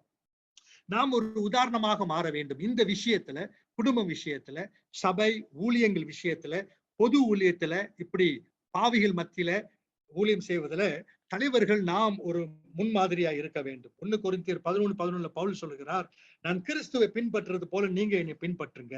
Hallelujah, praise the lord. So இந்த தெய்வீக குணாதிசயங்களிலே, ஆமென், இந்த தெய்வீக குணாதிசயங்களிலே நம்ம கட்டப்பட்டவர்களாக இருக்கும் பொழுது மற்றவர்கள் நம்மளை பின்பற்றுவதற்கு அது இலகுவாக இருக்கும். நாம் இந்த காரியங்களை சரியா இருக்கும் பொழுது, நம்முடைய குடும்பம், நம்முடைய சபை, நம்முடைய வெளி ஊழியங்களிலே நாம் இப்படி சரியாக சீரமைக்கப்பட்டு நல்ல தெய்வீக குணங்களிலே நாம் பங்கெடுத்து நம்ம செயல்படும் பொழுது, நமக்கு அடுத்து வருகிறவர்கள், நம்மளுடைய அடுத்த தலைவர்கள் நம்மளை பார்த்து நம்மை பின்பற்றக்கூடிய நிலையில நாம் இருக்க வேண்டும். ஆமென். 1 தெசலோனிக்கேயர் 6 அதிகாரம் 1 அதிகாரம் 1 தெசலோனிக்கேயர் 1 அதிகாரம் 6-7 வசனத்துல பவுல் அந்த தெசலோனிக்கே சபையை பார்த்து அவ்விதமாக சொல்லுகிறார், நீங்க எல்லாரும் எங்களை பின்பற்றவர்களாக இருந்தீர்கள். ஆமென். மிகுந்த உபத்திரவ மத்தியில தேவனுடைய வார்த்தையை நீங்க பெற்றுக்கொண்டீர்கள். ஆமென். இன்றைக்கு அநேகருக்கு, குறிப்பாக இந்த மக்கெடோனியா, அக்கியால அநேகருக்கு நீங்க இன்னைக்கு ஒரு மாதிரியா இருக்கிறீர்கள். அல்லேலூயா. இதுதாங்க பேட்டர்ன். ஆமென். அவர்கள் பவுலை பின்பற்றினார்கள், பவுலுடைய அந்த தெய்வீக குணங்களை பின்பற்றினார்கள். பிறகு இவர்கள் அநேக சபையார்கள், மக்கள் இவர்களை பின்பற்ற அளவுக்கு இவர்கள் மாறிவிட்டார்கள். இன்னைக்கு நம்முடைய சபைகளிலே, நம்முடைய ஊழியங்களிலே ஒரு பெரிய குறை இதுதான். நம்மை பார்த்து பின்பற்ற அளவுக்கு நம்ம எந்த அளவுக்கு ஒரு மாடலா இருக்கிறோம், நம்முடைய ஃபேமிலி எந்த அளவுக்கு ஒரு மாடலா முன்னுக்கு வைக்கிறோம், நம்முடைய மேரேஜ் எந்த அளவுக்கு வைக்கிறோம், ஓகே, நம்முடைய சர்ச்சில் எந்த அளவுக்கு நம்ம ஒரு மாடலா இருக்கிறோம். பாஸ்டர் இதுல எவ்வளவு சரியா இருக்கிறார், பரிசுத்தத்துல எவ்வளவு சரியா இருக்கிறார், எவ்வளவு நீதியாய் நடந்து கொள்றார், எவ்வளவு பக்தியாக, எவ்வளவு அன்பாக நடந்து கொள்றார் என்று அந்த தெய்வீக குணங்களிலே நாம் ஒரு மாதிரியா இருக்க வேண்டும். இந்த தலைவராக இருக்கிறவர்கள், லீடர்ஸா இருக்கிறவங்க, பல ஊழியங்கள் எடுத்து செய்கிறவங்க, லீடரா வர விரும்புகிறவங்க, நீங்க முதலாவது ஒரு மாடலாக இருக்கணும். You must become a model, you must become a follower. உங்க போதகர்களை பார்த்து அவர்களை போல நீங்க பின்பற்ற வேண்டும். அப்பொழுது நீங்க தலைமைத்துக்குள்ள வரும்போது நீங்க நடத்துகிறவர்கள் உங்களை பின்பற்றுகிறவர்களாய் மாறுவார்கள். ஆமென். இது ரொம்ப ரொம்ப முக்கியம் பிரியமானவர்களே, ரொம்ப முக்கியம். இன்னைக்கு சேர்ச்சில நான் நம்புகிறேன், இன்னைக்கு சேர்ச்சில ஒரு பெரிய ஒரு பலவீனம் என்னவென்றால், இப்படி பார்த்து பின்பற்ற அளவுக்கு இன்னைக்கு இல்லை. போதகரை தவிர்த்து அதிகபட்சமாக இன்னைக்கு அப்படி இல்லை, பார்த்து பின்பற்ற அளவுக்கு இல்லை. நம்ம சில வேளையில இந்த ரிலிஜியசிட்டியில மாட்டிக்கிறோம். சில வேளையில இந்த காட்லி கேரக்டர், ஆக்சுவலி இங்க எழுதி இருக்கிற காட்லி கேரக்டரை நம்ம சரியா புரிஞ்சு கொள்ளனா ராங்கா போயிடும். Okay, நாங்க எழுதி இருக்கிறேன், what is godly character? If we don't understand godly character, we may misunderstood it for legalism, religious piousness. Okay, தெய்வீக சுபாவம் என்ன என்று நம்ம அதை சரியா புரிஞ்சு கொள்ள அப்படின்னா, நம்ம இந்த மதத்துக்கு காரியத்துல மாட்டிக்கொள்வோம். You see, legalistic-ஆ மாறிடுவோம், religious pious people-ஆ ஆகிருவோம். அந்த மாதிரி ஆகிட்டுமா ஹார்டா ஆகிரும், இந்த பரிசீர்கள் மாதிரி ஆகிரும், வெளி காரியத்துல மாத்திரம் இப்படி பண்ணுகிறவர்களாக போயிருவோம். ஓகே, அன்னைக்கு இருந்த ஒரு பெரிய பிரச்சனை அதுதான். அதனால ஜனங்களை பின்பற்ற முடியல. We have to break the religious system, okay, and bring back the relational mode into the church. மறுபடியும் அந்த உறவு, சரிங்களா, விசுவாசிகள் போதகர்களை அப்பா அம்மா என்று பார்க்கிற மாதிரி ஒரு உறவு, ஃபாதர் ஃபிகராக, பேரண்ட்ஸாக, ஸ்பிரிச்சுவல் பேரண்ட்ஸாக பார்க்கிற ஒரு காரியமாக நாம் மறுபடியும் கொண்டு வர வேண்டும். ஆமென். பிறகு அடுத்த அழைப்பு இது, இந்த காரியங்கள் ஏறக்குறைய ஒரு வருஷ காலகட்டமாக ஆண்டவர் இப்படியாக அநேக காரியங்களை சீசர்களை பார்க்க செய்கிறார். அதுல 3 முக்கியமான ஃபவுண்டேஷனல் பிளாக் நம்ம பார்த்தோம். Marriage or family, okay, temple, okay, அப்புறம் பப்ளிக் மினிஸ்ட்ரி, அந்த சமாரிட்டன் வூமன் கதையில நாம் பார்க்கிறோம். எப்படி எல்லாரையும் நம்ம சேர்த்துக் கொள்ள வேண்டும், எப்படி எல்லாரையும் நேசிக்க வேண்டும் என்று நாம் பார்க்கிறோம். ஆமென். அந்த 2வது அழைப்பை பார்த்தீங்கன்னா கம் அண்ட் க்ரோ, பங்கு எடுங்கள், வளர்ச்சி அடையுங்கள், கம் அண்ட் க்ரோ. ஆமென். மத்தேயு 4 அதிகாரம் 19வது வசனத்துல, ஓகே, அங்க என்ன ஒரு சம்பவம் நடக்குது. சீசர்கள் ஒரு இரவு முழுவதும் மீன் பிடிச்சு மீன் அகப்படவில்லை. பிறகு ஆண்டவர் உங்க வலையை கொஞ்சம் ஆழத்துல போடுங்கன்னு சொன்ன உடனே மீன் வலை கிளியத்தக்கதாக மீன்ல பிடிக்கிறாங்க. அந்த அதிசயமான அற்புதத்தை பார்த்துட்டு பேதுரு உடனடியாக சொல்றாரு, ஆண்டவரே என்னை விட்டு போயிருங்க, நாங்கெல்லாம் பாவிகள், நீங்க எங்க கிட்ட வராதீங்க அப்படின்றாங்க. ஆண்டு சொல்றாரு, பயப்படாதீங்க, ஃபாலோ மீ, என்னை பின்பற்றி வாங்க, நான் உங்களை மீன் பிடிக்கிறவர்களாய் மாற்றுகிறேன். ஆமென். இதுதான் அந்த இரண்டாவது அழைப்பு. நான் உங்களை மீன் பிடிக்கிறவர்களாய் மாற்றுகிறேன். I will make you effective fishers of men. Hallelujah. அப்படி சொல்லிட்டு நீங்க பாத்தீங்கன்னா ஆண்டவர் அவர்களை வந்து ஒரு கிளாஸ்ல ஜாயின் பண்ண சொல்ல, ஓகே இன்னில இருந்து வாங்க நான் கிளாஸ் நடத்த போறேன், எல்லாரும் வந்து கத்துக்கொள்ளுங்க எப்படி மீன் பிடிக்கிறது அப்படின்னு சொல்லாதபடிக்கு அவர் என்ன செய்கிறார், பிராக்டிக்கலாக கொண்டு போகிறார். ஆமென். அவர் செய்து காட்டுறார், ஜனங்களோடு கூட பேசுகிறதை பார்க்க வைக்கிறார். ஓகே, அதை பங்கெடுக்க பிராக்டிக்கலாக செய்து காட்டுறார். நாமும் அதைத்தான் செய்ய வேண்டும். ஓகே, இந்த இவாஞ்சலிசம் ஆத்தும ஆதாயம் பணிவிடைகளிலே, ஓகே ஊழியம் காரியங்களிலே நாம் அதை செய்து காட்ட வேண்டும். நான் நினைக்கிறேன் நம்ம பாஸ்டர்களுக்கு நல்ல அனுபவம் இருக்கு. போன வாரம் பாஸ்டர் குமார் சொன்னது போல சப்பாத்தி அடுக்கின அனுபவம் இருக்கு, வேன் ஓட்டின அனுபவம் இருக்கு, வர்ஷிப் பண்ண அனுபவம் இருக்கு, பிரசங்கம் பண்ண அனுபவம் இருக்கு, நாக்காளி அடுக்கின அனுபவம் இருக்கு, ஆசிரா நின்ற அனுபவம் இருக்கு. எந்த அனுபவம் தான் நமக்கு இல்லை, நமக்கு எல்லாமே இருக்கு. எனவே நம்ம அதை செய்து ஜனங்கள் பார்க்கும் போது அல்லேலூயா அவங்க அதை கத்துக்கொள்வாங்க. நம்ம தான் ஒரு முன்மாதிரியா இருக்க வேண்டும். எனவே ஆண்டவர் செய்து காட்டுகிறார். ஓகே, செய்து எப்படி மனுஷன் பிடிக்கிறவனா அவங்களை மாத்துக்கிறேன்னு சொல்லி அதை செய்து காட்டுகிறார். இதுதான் நான் சொன்ன ஆரம்பத்துல, என்னத்தை தேடுகிறீங்க அது ரொம்ப முக்கியங்க. அதை நம்ம கண்டுபிடிக்கணும். தலைவரா வர விரும்புகிறவர்கள், ஊழியத்துல பங்கெடுக்கிற விரும்புகிறவர்கள் என்னத்தை தேடுகிறாங்க என்பதை கண்டுபிடிக்கணும். அது பழையா போயிருச்சுன்னா நம்ம இடத்துல இருந்து எதுவுமே கத்துக்கொள்ள மாட்டாங்க. எத்தனை வருஷம் நம்மளோட இருந்தாலும் நம்ம இடத்துல இருந்து கத்துக்கொள்ள மாட்டாங்க. ஏன்னா உள்ள தேடுறது பழையா போயிருச்சு, நோக்கம் பழையா போயிருச்சு. எனவே அவர்கள் கத்துக்கொள்ள மாட்டார்கள்.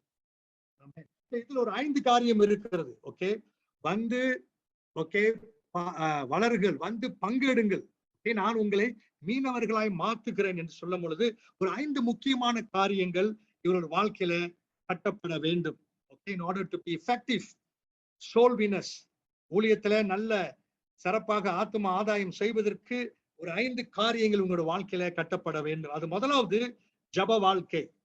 ஓகே, மார்க் 1:35 நீங்க எழுதி கொள்ளுங்கள். மார்க் 1:35. ஓகே, அங்க அதிகாலையில ஆண்டவர் எழுந்து போய் ஜெபிக்கிறத பாக்குறோம். ஆண்டவருடைய வாழ்க்கைக்கு அவருடைய ஊழியத்திற்கு வெற்றியாய் அஸ்திபாரமாய் இருந்தது அவருக்கும் பிதாவுக்கும் இருந்த உறவு. His relationship with his father was the very foundation why he was very successful in his life and ministry. Hallelujah. He was very successful. இது இங்க மார்க் 1:35 சீசர்கள் ஓகே பார்க்கிறார்கள். ஆண்டவர் அதிகாலையில எழுந்து ஜெபத்துக்கு போயிட்டார். Okay, they are only seeing him now somewhere 30 years after Jesus had been doing the same thing. ஆண்டவர் இதை சிறு வயதிலிருந்து செய்கிறார். ஆனா இவர்கள் இப்பதான் பார்க்கிறாங்க. ஓகே, ஜப வாழ்க்கை ஆண்டவருக்கு அஸ்திபாரமாக இருந்தது. இது அவர் ஊழியத்துக்கு வந்த பிறகு செய்த ஒரு காரியம் இல்ல, ஊழியத்துக்கு முன்பதாகவே. ஊழியத்துக்கு வருகிறவர்கள் நீங்க பேர் ஊழியத்துக்கு வர கேட்டுக் கொண்டு இருக்கிறீங்க. Okay, you must have a strong prayer foundation. Okay, in other words, you must build a strong relationship with God. அது ரொம்ப important. If you are a prayerless person, then God cannot use us. Okay, Jesus built a very strong foundation. பாருங்க, அவர் அவ்வளவு கலப்பாக இருப்பாரு, அவ்வளவு ஊழியம் செய்திருப்பாரு. ஆனா அதிகாலையில எந்திரிச்சிடுறாரு. ஏன்னா அது ஊழியத்துல இருந்து செஞ்சது இல்ல, சிறு வயதுல இருந்து செய்த ஒரு அனுபவம். அப்பல இருந்து செய்துட்டு வர்றாரு. அது அவரு வாழ்க்கையில இருந்த ஒரு பெரிய அஸ்திபாரம். அதனால எவ்வளவுதான் ஊழியம் இருந்தாலும் அந்த நேரத்துல டப்புன்னு எந்திரிச்சு போயிடுறாரு, பிதாவோட கூட உறவாடுகிறார். இன்னொன்னு பாருங்க, என்னத்தை தேடுகிறீர்கள் என்பதுல வாட் டு யூ சீக் அந்த கேள்வியில ரொம்ப முக்கியம் என்ன தெரியுங்களா? இந்த ஜப டைம்ல எல்லாம் போயிட்டு அதை கொடுங்க, இதை கொடுங்க, அதை சரிப்படுத்துங்க, இதை சரிப்படுத்துங்க, அதை எப்ப கொடுப்பீங்க, இப்படியே பண்ணாமல் ஜப நேரங்களிலே தேவனோடு உறவாட வேண்டும், அப்பாவோட பேச வேண்டும், அவர் அறிய வாஞ்சிக்க வேண்டும், அவருடைய குரலை கேட்க வாஞ்சிக்க வேண்டும். அப்பா உங்களை வெளிப்படுத்துங்க, என் மனக்கண்களை பிரகாசப்படுத்துங்க சொல்லி அவர் அறியும்படியாக அதிகமாக நம் நேரங்களை அவர் சமூகத்தில் செலவுபடுத்த வேண்டும். I don't think so Jesus has gone to pray to ask the Father what to do today, where to go, where not to go, what to preach, what not to preach. It was not his prayer life. Because he was so one with the Father, அவங்க அப்பாவோட கூட உறவு அவ்வளவு நெருக்கமா இருந்ததுனால அவருக்கு தெரியுது என்ன பேசணும், அவருக்கு தெரியுது எங்க போகணும். The Father don't have to come now and say this son, go there son, அப்படி இல்லைங்க. இதை செய்ய மகனே, அதை செய்ய. There was an intuitive within him. அவருக்குள்ள ஒரு உணர்வு, he knows. அது எங்க இருந்து வந்துச்சு? பிதாவோடு இருந்த நல்ல உறவு. ஆமென். இயேசு கிறிஸ்து பிதாவோடு கூட நித்தியமாய் இருந்தவர், அவர் மடியில இருந்தவர். அந்த உறவை அவர் விடவே இல்லை. அவர் பிதாவோட கூட இருக்கும்போது அவர் ஊழியத்துக்காக ஜெபிக்கல. He was enjoying the Father. He loved the Father. The Father loved him. And when he came to the earth, that communion was going on. அந்த உறவு தொடர்ச்சியாய் போய் கொண்டிருந்தது. அந்த அன்பின் உறவு போய் கொண்டிருந்தது. அதிலிருந்து வந்ததுதான் ஊழியம். அதிலிருந்து வந்ததுதான் ஊழியம். நான் ஏன் இதை சொல்றேன்னா, அநேக பேர் ஊழியத்துக்காக ஜெபிப்போம், ஊழியத்துக்காக ஜெபிப்போம், ஊழியத்துக்காக உபவாசம், அதற்காக ஜெபம். We only go to God because we want something. இப்ப சில நேரத்துல நமக்கு ஏதாவது ஒரு தேவை இருந்துச்சுன்னா போய் காலை பிடிப்போம் வச்சீங்களா, யா அந்த மாதிரி ஒரு ஊழியன் வந்துருச்சுன்னா, ஒரு தேவை வந்துச்சு அப்பதான் போய் காலை பிடிப்போம் பாருங்க. அப்பா அப்பா அப்பா, அப்பதான் கொஞ்சம் எக்ஸ்ட்ரா உபவாசம் எல்லாம் எடுத்து அப்பா அப்பா. அது இல்லைங்க ஜபம். இயேசுவோட ஜப வாழ்க்கை அப்படி இல்லை. உறவு. ஹல்லேலூயா. உறவு. அப்பாவோட கூட நல்ல ஒரு உறவை அவர் கட்டியிருந்தார். எனவே சீசருக்கு அதை அவர் புகத்தினார். ஹல்லேலூயா. அதனால்தான் நீங்க ஜெபிக்கும் போது இப்படி ஜெபம் பண்ணுங்க. பரமண்டலத்தில் இருக்கிற எங்கள் பிதாவே, முத தடவையாக இவங்க கேட்கிறாங்க, பரலோகத்தில் இருக்கிற எங்கள் பிதாவாக. ஹல்லேலூயா. That's very new for the Jew. You see, he's talking about relationship. அவர் சொல்றாரு, பரமண்டலத்தில் எங்கள் பிதாவே. முதலாவது அவர் வைக்கிறது, உங்களுக்கும் பிதாவுக்கும் உறவு உண்டாக வேண்டும், உங்களுக்கும் பிதாவுக்கும் உறவு உண்டாக வேண்டும். அந்த உறவு அடிப்படையில் உங்க நாமம் பரிசுத்தப்படுத்த வேண்டும். ஆமென். So the first thing is prayer. பிரேயரை கத்துக் கொடுக்கிறாரு. ஆமென். ரெண்டாவது பாத்தீங்கன்னா அவர்களுடைய தரிசனம். இதை கொஞ்சம் முத பேசிட்டோம். Okay. The second important thing is to expand their vision. அவங்களோட தரிசனத்தை விருதாக்கி கொடுக்கிறார். மார்க் 1:38-39 அவங்க வந்து சொல்றாங்க, ஆண்டவரே எல்லாரும் உங்களை தேடுறாங்க. அல்லேலூயா. அதனால ஆண்டு சொல்றாரு, நாம் அடுத்த பட்டணத்துக்கு போகுவோம், அடுத்த பட்டணத்துக்கு போகுவோம். அல்லேலூயா. இதற்காக தான் நான் வந்தேன். Let's go to the other towns. This is why I've come. I have to preach in all the towns. Don't hold me in one place. என்னை ஒரு இடத்துல பிடித்து வைக்காதீர்கள். நான் எல்லா பட்டணத்துக்கு போக வேண்டும், எல்லார் இடத்துக்கும் நான் நற்செய்தி அறிவிக்க வேண்டும். அல்லேலூயா. ஆமென். சோ ரெண்டாவது பார்க்கிறோம், நமக்கு ஒரு விசாலமான தரிசனம். இதை குறித்து பாஸ்டர் குமார் அருமையாக பேசினாரு. எனவே இதை நான் விரிவாக பேச விரும்பவில்லை.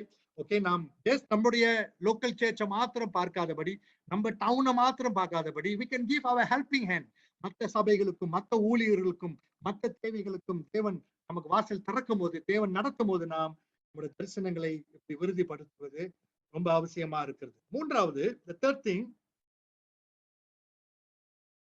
இவர்கள் தங்களுடைய ஊழியத்தில் சரியாக கனி கொடுக்க வேண்டும் அப்படின்னு சொன்னா அவர்கள் என்னத்தை சொல்லணும். their message must be very correct. என்னத்தை அவங்க பிரசங்கிக்கிறாங்க, என்ன செய்தியை பிரசங்கிக்கணும். அல்லேலூயா. அநேக தடவை இவங்க கேட்கிறாங்க, மனம் திரும்பி நற்செய்தியை விசுவாசியுங்கள், தேவர் ராஜ்யம் சமீபமா இருக்கு. மனம் திரும்புங்கள், நற்செய்தியை விசுவாசியுங்கள், தேவர் ராஜ்யம் சமீபமா இருக்கு. இதை மறுபடியுமா கேட்கிறாங்க. Okay, so he wants them to get the right message. சரியான மெசேஜ். இவாஞ்சலிசம்ல சரியான மெசேஜ் கொடுக்கணும். மனம் திரும்பி நற்செய்தியை விசுவாசிங்க, தேவர் ராஜ்யம் சமீபமா இருக்கு. அல்லேலூயா. சோ இதுல நம்ம கொஞ்சம் கேர்ஃபுல்லா இருக்கணும். நம்ம வந்து நீங்க வந்தீங்கன்னா ஆண்டவர் காரியை கொடுப்பாரு, பெரிய வீட்டை கொடுப்பாரு, நல்ல உத்தியோகத்தை கொடுப்பாரு, சீட்டு வாங்கி கொடுப்பாரு, இப்படி பேசணும்னா இது வந்து செய்தி கிடையாது. இயேசு இந்த செய்தியை பேசல. This was not Jesus' message. His message was repent, believe in the good news, for the kingdom of God has hand. So he repeatedly spoke that and they got it. மொத பிரசங்கத்திலே பேதுரு சொல்லுகிறாரு, மனம் திரும்புங்கள், அல்லேலூயா, தேவராஜ்யம் சமீபமா இருக்கு. Paul preached the same message. Paul அதான் preach பண்றாரு, மனம் திரும்புங்கள், தேவராஜ்யம் சமீபமாக இருக்கிறது. அல்லேலூயா. So they must get the right message. Okay, நாமும் சரியான மெசேஜை பிடிக்க வேண்டும். அடுத்து நாலாவதாக ஆண்டவர் அவங்களுக்கு இந்த வந்து வளர்ந்து பங்கெடுங்க என்று சொல்ற காரியத்துல, the importance of forgiveness. பாவ மன்னிப்பு, மன்னிக்கிற விஷயம் ரொம்ப அவசியமாக இருக்க வேண்டும்.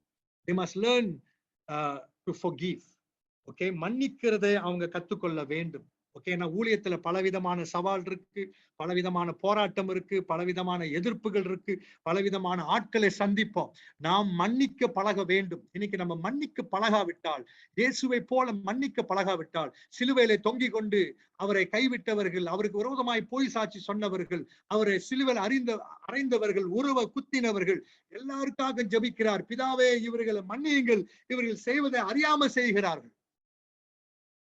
A good leader must be focusing on forgiveness. இன்னைக்கு வந்து பாருங்க, இதுல நம்ம சரியா நிக்கலனாங்க ரொம்ப பேர் மேல கசப்பு வந்துரும். Okay, nobody is perfect. ஏதாவது தப்பு நடந்திருக்கும், ஏதாவது பலவீனம் நடந்திருக்கும், அதனால கசப்பு வந்திருப்போம், நம்ம இன்னும் ஒருவேளை மன்னிக்காம இருக்கலாம். எனவே ஆண்டவர் இவங்களுக்கு சரியான பாடத்தை கத்துக் கொடுக்கிறார். They must learn to forgive. Mark 2:5 ஒரு திமிருவனக்காரனை கீழே இறக்குறாங்க. ஓகே, 4 பேர் இறக்குறாங்க, கூரிய திறந்து இறக்குறாங்க. ஆண்டவர் பார்த்து சொல்லுகிறார், முதலாவது, மகனே உன் பாவம் மன்னித்தது, உன் படுக்கையை எடுத்து நட, உன் பாவம் மன்னிக்கப்பட்டது. ஓகே, அநேக நேரத்துல கேட்கிறாங்க, உன் பாவம் மன்னிக்கப்பட்டது. So they are getting the right message. They know where to focus now. அவங்களுக்கு தெரியுது எங்க போக்கஸ் பண்ணணும்னு. மன்னிக்கணும். ஏன்னா மன்னித்தால் ஒருத்தன் நடக்க முடியாதவன் எழுந்து நடப்புகிறான். மன்னிப்புல அவ்வளவு வல்லமை இருக்குங்க. நீங்க மன்னித்தீங்கன்னா பலவீனமா இருக்கிறவன் அவன் எழும்ப வாய்ப்பு இருக்கு. பாதிக்கப்பட்டவர்கள் எழும்ப வாய்ப்பு இருக்கு. நாம் மன்னிக்காவிட்டால் அவர்கள் எழும்ப முடியாது. We must learn to forgive. இங்க பயங்கரமான பாடத்தை கத்துக் கொடுக்கிறார். மன்னிக்கிறார். மன்னிப்பு வந்ததுனால அவன் எழுந்து நடக்கிறான். அவன் படுக்கையை எழுந்து நட. So they understood forgiving will make people to rise. Forgiving people will give them another chance to rise. Forgiving will give them another opportunity to rise and to glorify God. Amen. So they learn to forgive. அதனால தான் பாருங்க, இந்த சீசர்கள் அவர்கள் மன்னித்துக் கொண்டே இருந்தார்கள். Hallelujah. One thing they never breed grudges, hatred or bitterness within them. They were always facing opposition. எப்பொழுதுமே எதிர்ப்பு அவங்க வாழ்க்கையில இருந்ததுங்க. எப்பொழுதே அவங்களை எதிர்த்தாங்க, எப்பொழுதும் அவங்களை கொலை செய்ய இருந்தாங்க. ஆமென். ஆனாலும் அவங்க மனசுல இந்த கசப்பையும் வெறுப்பையும் மன்னிக்க முடியாத காரியத்தை அவங்க வளர்க்கவே இல்லைங்க. they were keep on forgiving. அவங்களை கல் அடிச்சாலும் சரி, அவங்களை கொண்டு போட்டாலும் சொல்லி, அவங்களுடைய சாவுலையும் மன்னித்துட்டு தான் சாவுறாங்க. சோ மன்னிக்கிறது ஆண்டவர் ஃபோக்கஸ் பண்ண கத்துக் கொடுத்தாரு. So we must learn. இன்னைக்கு என்ன தெரியுங்களா ஒரு பெரிய பிரச்சனை, இந்த மன்னிக்கிற தன்மை இல்லைன்னா தலைமத்துவத்திலே பிரச்சனை வந்துடும். உடனே ஆசிரியர் நிக்கிற மகள், நான் இனிமேல் ஆசிரியர் நிக்கலன்னு சொல்லிடுறோம். ட்ரம் அடிக்கிற பையன், நான் அடிக்கல பாஸ்டர்ன்றுவான், முடிஞ்சு அதோட. when they don't forgive, so they must learn from us. நம்ம இடத்துல இருந்து அவங்க கத்துக்கொள்ளட்டும். Let us be forgiving. நமக்கு யார் மேலயும் கசப்பு இருக்க வேண்டாம், நாம் மன்னிக்க வேண்டும். ஆண்டவர் அதை அவங்களுக்கு கத்துக் கொடுக்கிறார். கடைசியாக God was teaching them to accept every people regardless of lifestyle. Okay, Mark 2:15-17, mark 2:15-17 வரைக்கும் பார்க்கும்போது எல்லா விதமான ஜனங்களை ஏற்றுக்கொள்ள தேவன் கத்துக் கொடுக்கிறார். ஆமென். இவங்க இயேசுவோடு கூட இந்த அடுத்த அழைப்புல போகும்போது பாவிகள் மத்தியில போகிறாங்க, ஆயக்காரன் மத்தியில உட்கார்ந்து சாப்பிடுறாரு. ஓகே, பாவத்துல வாழ்றவரோட காலை தொட விடுறாரு. So they are learning that they are supposed to accept all kinds of people despite of their lifestyle. எப்படியாப்பட்ட வாழ்க்கையா இருந்தாலும் நாம் அவர்களை ஏற்றுக்கொள்ள வேண்டும். யாக்கோப் அதை ஸ்ட்ராங்கா சொல்றாரு. யாக்கோப்ல சொல்றாரு, நீங்க பச்சை பாதம் பார்க்காதீங்க. ஒருத்தன் கொஞ்சம் அசிங்கமா உடுத்திட்டு வந்தா அவனை எங்க உட்காருன்னு சொல்லிவிட்டு கொஞ்சம் நல்லா உடுத்தி வந்திருக்கிற பணக்காரனை முன்னுக்கு உட்காந்துருங்கன்னு சொல்றதுனால நீங்க எவ்வளவு பெரிய பாவம் பண்றீங்க அப்படின்றார். Hallelujah. So it's teaching them to accept everybody. எல்லாரையும் சரிசமமாய் நேசிக்க வேண்டும், எல்லாரையும் சரிசமமாக நடத்த வேண்டும். இவர்களை உருமாறி அவர்களை உருமாறி அல்ல. Hallelujah. ஆமென். பணம் உள்ளவனை ஒரு மாதிரி, பணம் இல்லாதவனை ஒரு மாதிரி, தசம பாகம் போடுறவனை ஒரு மாதிரி, போடாதவனை ஒரு மாதிரி, அப்படி அல்ல. எல்லாரையும் நம்ம அரவணைக்க பழக வேண்டும். Because people are watching us. Our flocks, our future leaders are watching us. நம்ம செய்யற ஒரு பெரிய தப்பு, we take these issues and we go and discuss with them. இந்த ஆள் பத்தியா வீணா போன ஆளு, இந்த குடும்பம் இருக்க தள்ளி போன குடும்பம் அப்படின்னு கொண்டு போய் மேட்டரை நம்ம தலைவர்கிட்ட பேசினா அவங்க நாளைக்கு என்ன மாதிரி தலைவராக போறாங்க. We need wisdom. So God is teaching them. Okay, accept them, never mind, be patient with them, pray for them, counsel them. அவங்களுக்கு ஆலோசனை கொடுப்போம், அவங்களுக்காக ஜெபிப்போம், பொறுமையாய் கொஞ்சம் காத்திருப்போம், கொஞ்சம் சகிப்போம். நிச்சயமாய் அவங்களை மாத்துவார். Amen. So எல்லா விதமான சூழ்நிலையில் உள்ள ஜனங்களை சரிசமமாய் நேசிக்க, சரிசமமாக நடத்த ஆண்டவர் அவங்களுக்கு கத்துக் கொடுக்கறத பாக்குறோம். ஜீசஸ் யாரையுமே தவறா பார்க்கலங்க. சமரிய பொண்ணா இருக்கட்டும், இருக்கட்டும், எல்லாரையும் சமமாக நேசிக்கிறாரு, எல்லாரோட சமமாக பழகிறாரு, எல்லாருக்கும் சமமாக போதிக்கிறாரு. அற்புதமான பாடத்தை கற்றுக் கொடுக்கிறார். இதன் மூலமாக அவர்கள் அனுப்புகிறார். இப்ப நீங்க போங்க, ஓகே, போய் நீங்க பட்டணமாக போய் இப்ப இவ்வளவு நாட்கள், இது ஒரு 9 மாசம் கிட்ட நடக்குது, இந்த மாதிரி பார்த்து பங்கெடுக்கிற காரியங்கள். ஓகே, போய் நீங்க இப்பொழுது செய்யுங்கன்னு ஆண்டவர் அவங்களை அனுப்புகிறத பார்க்கிறோம். ஹல்லேலூயா, பிரைஸ் தி லார்ட். ஆமென். சோ இவ்விதமாக நாம் இந்த காரியங்களை இந்த நாட்களிலே நம்முடைய வாழ்க்கையில நம்ம கையாளும் பொழுது, நம்முடைய தலைமைத்துவத்துக்கு மறுபடியுமாக இப்படியாப்பட்ட ஒரு ரெஃபர்மேஷனை கொண்டு வரும் பொழுது, கர்த்தர் நிச்சயமாக ஒரு புதிய அசைவுக்குள்ளாக நம்முடைய சபைகளை நிச்சயமாய் நடத்துவார். பட்டணங்களை, தேசங்களை நடத்துவார். குடும்பத்துல ஒரு ரெஃபர்மேஷன் வரட்டும், டெம்பிள்ல, சர்ச்சில் வரட்டும். பப்ளிக் மினிஸ்ட்ரியில வரட்டும். ஓகே, நம்ம ரிலேஷனல் சுகமாகட்டும். ஓகே, நம்மளுடைய தேவனோடு இருக்கிற ரிலேஷன் சுகமாகட்டும். இந்த 5 பிளாக்க பார்த்தோம். இதுல நம்ம சரியாகும் பொழுது தேவன் நிச்சயமாக ஓகே பெரிய காரியங்களை செய்ய வல்லவராக இருக்கிறார். ஆமென். Praise the lord. அடுத்த வாரம் அடுத்த 2 கால் வந்து சேவியுங்கள், வந்து என் மந்தைகளை போஷியுங்க, என் மந்தைகளை வழி நடத்துங்க. அடுத்து பிரதான கட்டளையை அடுத்த வாரம் நம்ம மத்தியில பாஸ்டர் ஜான் வில்லியம் அவங்க பேசுவாங்க. அல்லேலூயா. So thank you so much. நான் பாஸ்டர் கைகளில் ஒப்பு கொடுக்கிறேன். God bless you. Pastor, thank you so much. Our Pastor John William நம்முடைய இறுதி ஜெபத்தை செய்வார். நான் அவர் கையில் ஒப்பு கொடுக்கிறேன். Thank you Pastor John. Thank you Pastor Elijah. ஆண்டவருடைய பரிசுத்த நாமத்துக்கு துதி கனம் மகிமை உண்டாவதாக. இந்த நாளினுடைய பாடத்திலே இயேசுவே பிரதான நல்ல தலைவர் இருக்கிறார். அவரிடத்திலே தலைமைத்துவத்தை நாம் கற்றுக்கொள்ள வேண்டும், கற்றுக்கொள்ள முடியும். அவர் எப்படி சிறப்பான ஒரு தலைவராக இருந்து வழி நடத்தினார் என்று சொல்லி அருமையான போதகர் எலைஜா பீட்டர் அவர்கள் இந்த நாளிலே நமக்கு தெளிவாக கற்றுக் கொடுத்தார். அது ஒரு மகா பெரிய சிறந்த பாடமாக இந்த நாளிலே அது அமைந்திருந்தது. குடும்பத்தை நாம் எப்படி கட்ட வேண்டும், நேசிக்க வேண்டும். ஆலயத்தை கட்டுகிற பணி, எந்த இடத்திலும் யாரையும் வெறுத்து தள்ளாதபடி ஊழியம் செய்கிற அனுபவம், தரிசனத்தை விரிவாக்குதல், எல்லோரையும் ஏற்றுக்கொள்ளுதல், ஜெப வாழ்க்கை, ஆண்டவரோடு கூட இருக்கிற உறவு, பிதாவோடு கூட இருக்கிற எப்பொழுதும் இருக்கிற உறவு என்கிற பல காரியங்களில் இயேசுவே ஒரு மாதிரியான தலைவர் என்பதை தெளிவாக இந்த மாலை வேளையிலே நாம் கற்றுக்கொண்டோம். ஆகவே அப்பேற்பட்ட நல்ல தலைவர்களாக நாம் எழும்ப இந்த வேளையிலே நாம் நம்மை அர்ப்பணிப்போம். இயேசு ஒரு நல்ல மாதிரியாக இருந்ததை போல அவரை போலவே நானும் என்னையும் உருவாக்கும் என்று சொல்லி இந்த மாலை வேளையிலே அர்ப்பணித்து நாம் ஜெபிக்க ஆரம்பிக்கலாமா? எங்கள் சர்வ வல்லமையுள்ள தேவனே, இந்த உன்னதமான இந்த மாலை வேளைக்காக நன்றியோடு கூட உம்மை ஸ்தோத்திரிக்கிறோம், உம்மை துதிக்கிறோம். ஆண்டவரே, கடந்த 3 வாரங்களாக இந்த தலைமைத்துவ பயிற்சி பள்ளியை என் தேவனாய் இயக்கத்தை சீராக சிறப்பாக ஆசீர்வாதமாக நீர் நடத்தி கொண்டிருக்கிறதற்காக உம்மை நன்றியோடு கூட உம்மை ஸ்தோத்திரிக்கிறோம், உம்மை நாங்கள் துதிக்கிறோம். ஆண்டவரே, உம்மிடத்திலே ஆண்டவரே இன்னும் கற்றுக்கொள்ள நாங்கள் ஆயத்தமாக இருக்கிறோம். இந்த உலகத்திலே ஆண்டவரே தலைமைத்துவத்தை பெற்றுக்கொண்டு அதிலே நடக்கிற காரியங்களில் எவ்வளவோ பிரச்சனைகள் இருக்கிறதை நாங்கள் பார்க்கிறோம். எவ்வளவோ தலைவர்கள் தோல்வியிலே இருக்கிறதை நாங்கள் பார்க்கிறோம். எத்தனையோ பேர் தலைமைத்துவத்துக்காக முயற்சி செய்து அதிலே சோர்ந்து போய் இருக்கிறதை நாங்கள் பார்க்கிறோம்.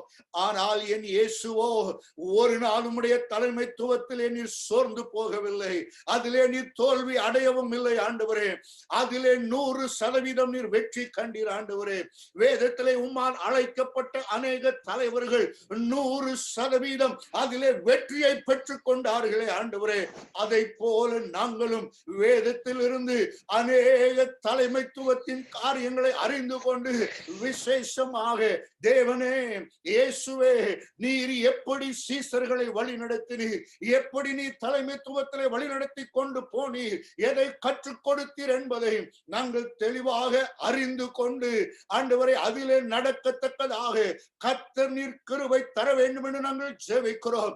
இந்த வேளையிலே யாரெல்லாம் அந்த தலைமைத்துவத்திலே தோல்வியுற்றிருக்கிறார்களோ, ஆண்டவரே அதிலே சோர்ந்து போய் இருக்கிறார்களோ, என் தேவனுடைய வல்லமை இந்த மாலை வேளையிலே மறுபடியும் அவர்களை தூக்கி நிறுத்துவதாக, அவர்களை தூக்கி நிறுத்துவதாக. நெறிந்த நாணலை முறியாத கர்த்தர், மங்கி எறிகிற திணியை அணையாத கர்த்தர், இந்த வேளையிலே கர்த்தாவே அவர்களை நீர் தூக்கி நிறுத்த வேண்டும் என்று உம்மை நோக்கி நாங்கள் ஜெபிக்கிறோம். உம்முடைய சுவிசேஷத்தை பிரசங்கிக்க, உம்முடைய வார்த்தையை சுமந்து செல்ல, உம்முடைய அன்பை சுமந்து செல்ல, உம்முடைய போதனைகளை சுமந்து செல்ல என் தகப்பனே, என்மையான தலைவரே இயேசுவே, நீர் ஒவ்வொருவரையும் இந்த மாலைவெளியிலே தூக்கி நிறுத்த வேண்டும் என்று ஜெபிக்கிறோம். எங்கெங்கே இருந்து இந்த வசனத்தை கேட்டுக் கொண்டிருக்கிறார்களோ அவருடைய இல்லங்களிலே உம்முடைய அபிஷேகம் இறங்கும் இறங்குவதாக. ஆண்டவரே, உம்முடைய மகத்துவம், உம்முடைய வல்லமை அவர்களை மறுபடியும் ஆண்டவரை எழுப்பி தூக்கி நிறுத்துவதாக. அவருடைய ஆவி ஆத்தும சரீரம் இந்த வேளையில இந்த வசனங்களின் மூலமாய் பலனடைவதாக. ஆண்டவரே, குடும்பத்தின் உறவு முக்கியமானது, உண்மையானது என்று சொல்லி நாங்கள் பார்த்தோமே. ஒருவேளை குடும்பங்கள் உடைந்து போய் இருக்குமானால், பிரச்சனைகளோடு இருக்குமானால், இப்பொழுது அந்த குடும்பங்கள் கட்டப்படுவதாக. ஜெப வாழ்க்கை இடிந்து போய் இருக்குமானால் ஜெப வாழ்க்கை கட்டப்படுவதாக. தரிசனங்கள் குறைந்து போய் இருக்குமானால் அந்த தரிசனங்கள் பெரிதாவதாக. ஆண்டவரே, நீர் ஆசீர்வதிக்க வேண்டும் என்று உம்மை நோக்கி நாங்கள் ஜெபிக்கிறோம். நம்முடைய பிள்ளைகள், ஊழியர்கள் ஒவ்வொருவரையும் கர்த்தர் எடுத்து நிறுத்துவீராக. இன்னும் திரளான ஜனங்கள் இந்த தலைமைத்துவ பயிற்சி பள்ளியிலே வந்து ஆண்டவரை தாங்கள் பலனடையும்படியாக கர்த்தர் உதவி செய்தர வேண்டும் என்று உம்மை நோக்கி நாங்கள் ஜெபிக்கிறோம். ஆண்டவரே, யாரையாவது எங்களால் ஏற்றுக்கொள்ள முடியாது இருக்கும் என்றால், மன்னிக்க முடியாது இருக்கும் என்றால், இந்த வேளையிலே உம்முடைய வார்த்தையின்படி மன்னிப்பின் இருதயம் வருவதாக, ஏற்றுக்கொள்ளுகிற இருதயம் எங்களுக்குள் வருவதாக. அவைகளை நாங்கள் சுதந்திரித்துக் கொள்ளுகிறோம், அவைகளை நாங்கள் பெற்றுக் கொள்ளுகிறோம். ஆண்டவரே, தொடர்ந்து நீர் ஆசீர்வதியும். இந்த நாளிலே ஆண்டவரை போதனைகளை ஆண்டவரை கற்றுக் கொடுத்த அருமையான ரெவரண்ட் எலைஜா பீட்டர் அவர்களை நீர் ஆசீர்வதியும். ஆண்டவரே, எல்லா டெக்னீஷியன் காரியங்களிலும் ஆண்டவரை, அது மட்டுமல்ல போதனையின் காரியங்களிலும் உதவி செய்கிற பாஸ்டர் குமார் அவர்களை கர்த்தனை தொடர்ந்து நீர் ஆசீர்வதியும். உம்முடைய நாமத்தை கர்த்தர் மகிமைப்படுத்தும். துதியும் கனமும் போற்றலும் புகழ்ச்சியும் எல்லாம் இயேசு ஒருவருக்கே செலுத்துகிறோம். எங்களுடைய நோக்கம் ஒரு பொழுதும் சுயமானதாய் இல்லாதபடி தேவனுக்கு உரியதாய் விளங்க வேண்டும் என்று உம்மை நோக்கி நாங்கள் கேட்கிறோம். இயேசு கிறிஸ்துவின் நாமத்தில் கேட்கிறோம் எங்கள் அன்பின் பரிசுத்த பிதாவே. ஆமென், ஆமென், ஆமென், ஆமென். தேவன் தாமே உங்கள் ஒவ்வொருவரையும் ஆசீர்வதிப்பாராக. ஒரு முக்கியமான அறிவிப்பு என்னவென்று சொன்னால், இந்த குரூப்ல இருக்கிற நாம் ஒவ்வொருவரும் நம்முடைய அந்த குரூப்பை நம்முடைய சொந்த காரியங்களுக்காக நாம் பயன்படுத்தாதபடிக்கு, இது இந்த தலைமைத்துவ பள்ளியிலும் அதனுடைய காரியங்களிலே நாம் வளருவதற்கும் கற்றுக்கொள்வதற்குமான காரியங்களுக்கு மட்டும் பயன்படுத்தும்படியாக உங்களை அன்போடு கூட நாங்கள் கேட்டுக்கொள்கிறோம். ஆகவே தயவு செய்து, தேவன் எப்பொழுதுமே அவர் ஒழுங்கான ஒரு தேவன், நல்ல காரியங்களை அவர் கற்றுக் கொடுக்கிறவராக அவர் இருக்கிறார். ஆகவே இதை இவ்வளவு காலம், இந்த கடந்த 3 வாரங்களாக நீங்கள் எங்களோ எல்லாரும் இணைந்து நாம் இதை நன்றாக செய்து கொண்டிருக்கிறோம். ஆகவே தொடர்ந்து கடைசி வரை இது நன்றாக நடைபெறும் என்று ஆண்டவருக்குள் நாங்கள் விசுவாசிக்கிறோம், நம்புகிறோம். ஆகவே நம்முடைய பர்சனல், நம்முடைய பிரைவேட் எந்த ஒரு கம்யூனிகேஷனையும் இந்த இஃபார்ம், இந்த ஃபெலோஷிப், அந்த வாட்ஸ்அப் மூலமாக பயன்படுத்தாதபடி நாம் இந்த காரியங்களுக்கு மட்டும் பயன்படுத்தும்படியாக உங்கள் ஒவ்வொருவரையும் அன்போடு கூட கேட்டுக்கொள்ளுகிறேன். தேவன் தாமே உங்கள் ஒவ்வொருவரையும் ஆசீர்வதிப்பாராக. God bless you all.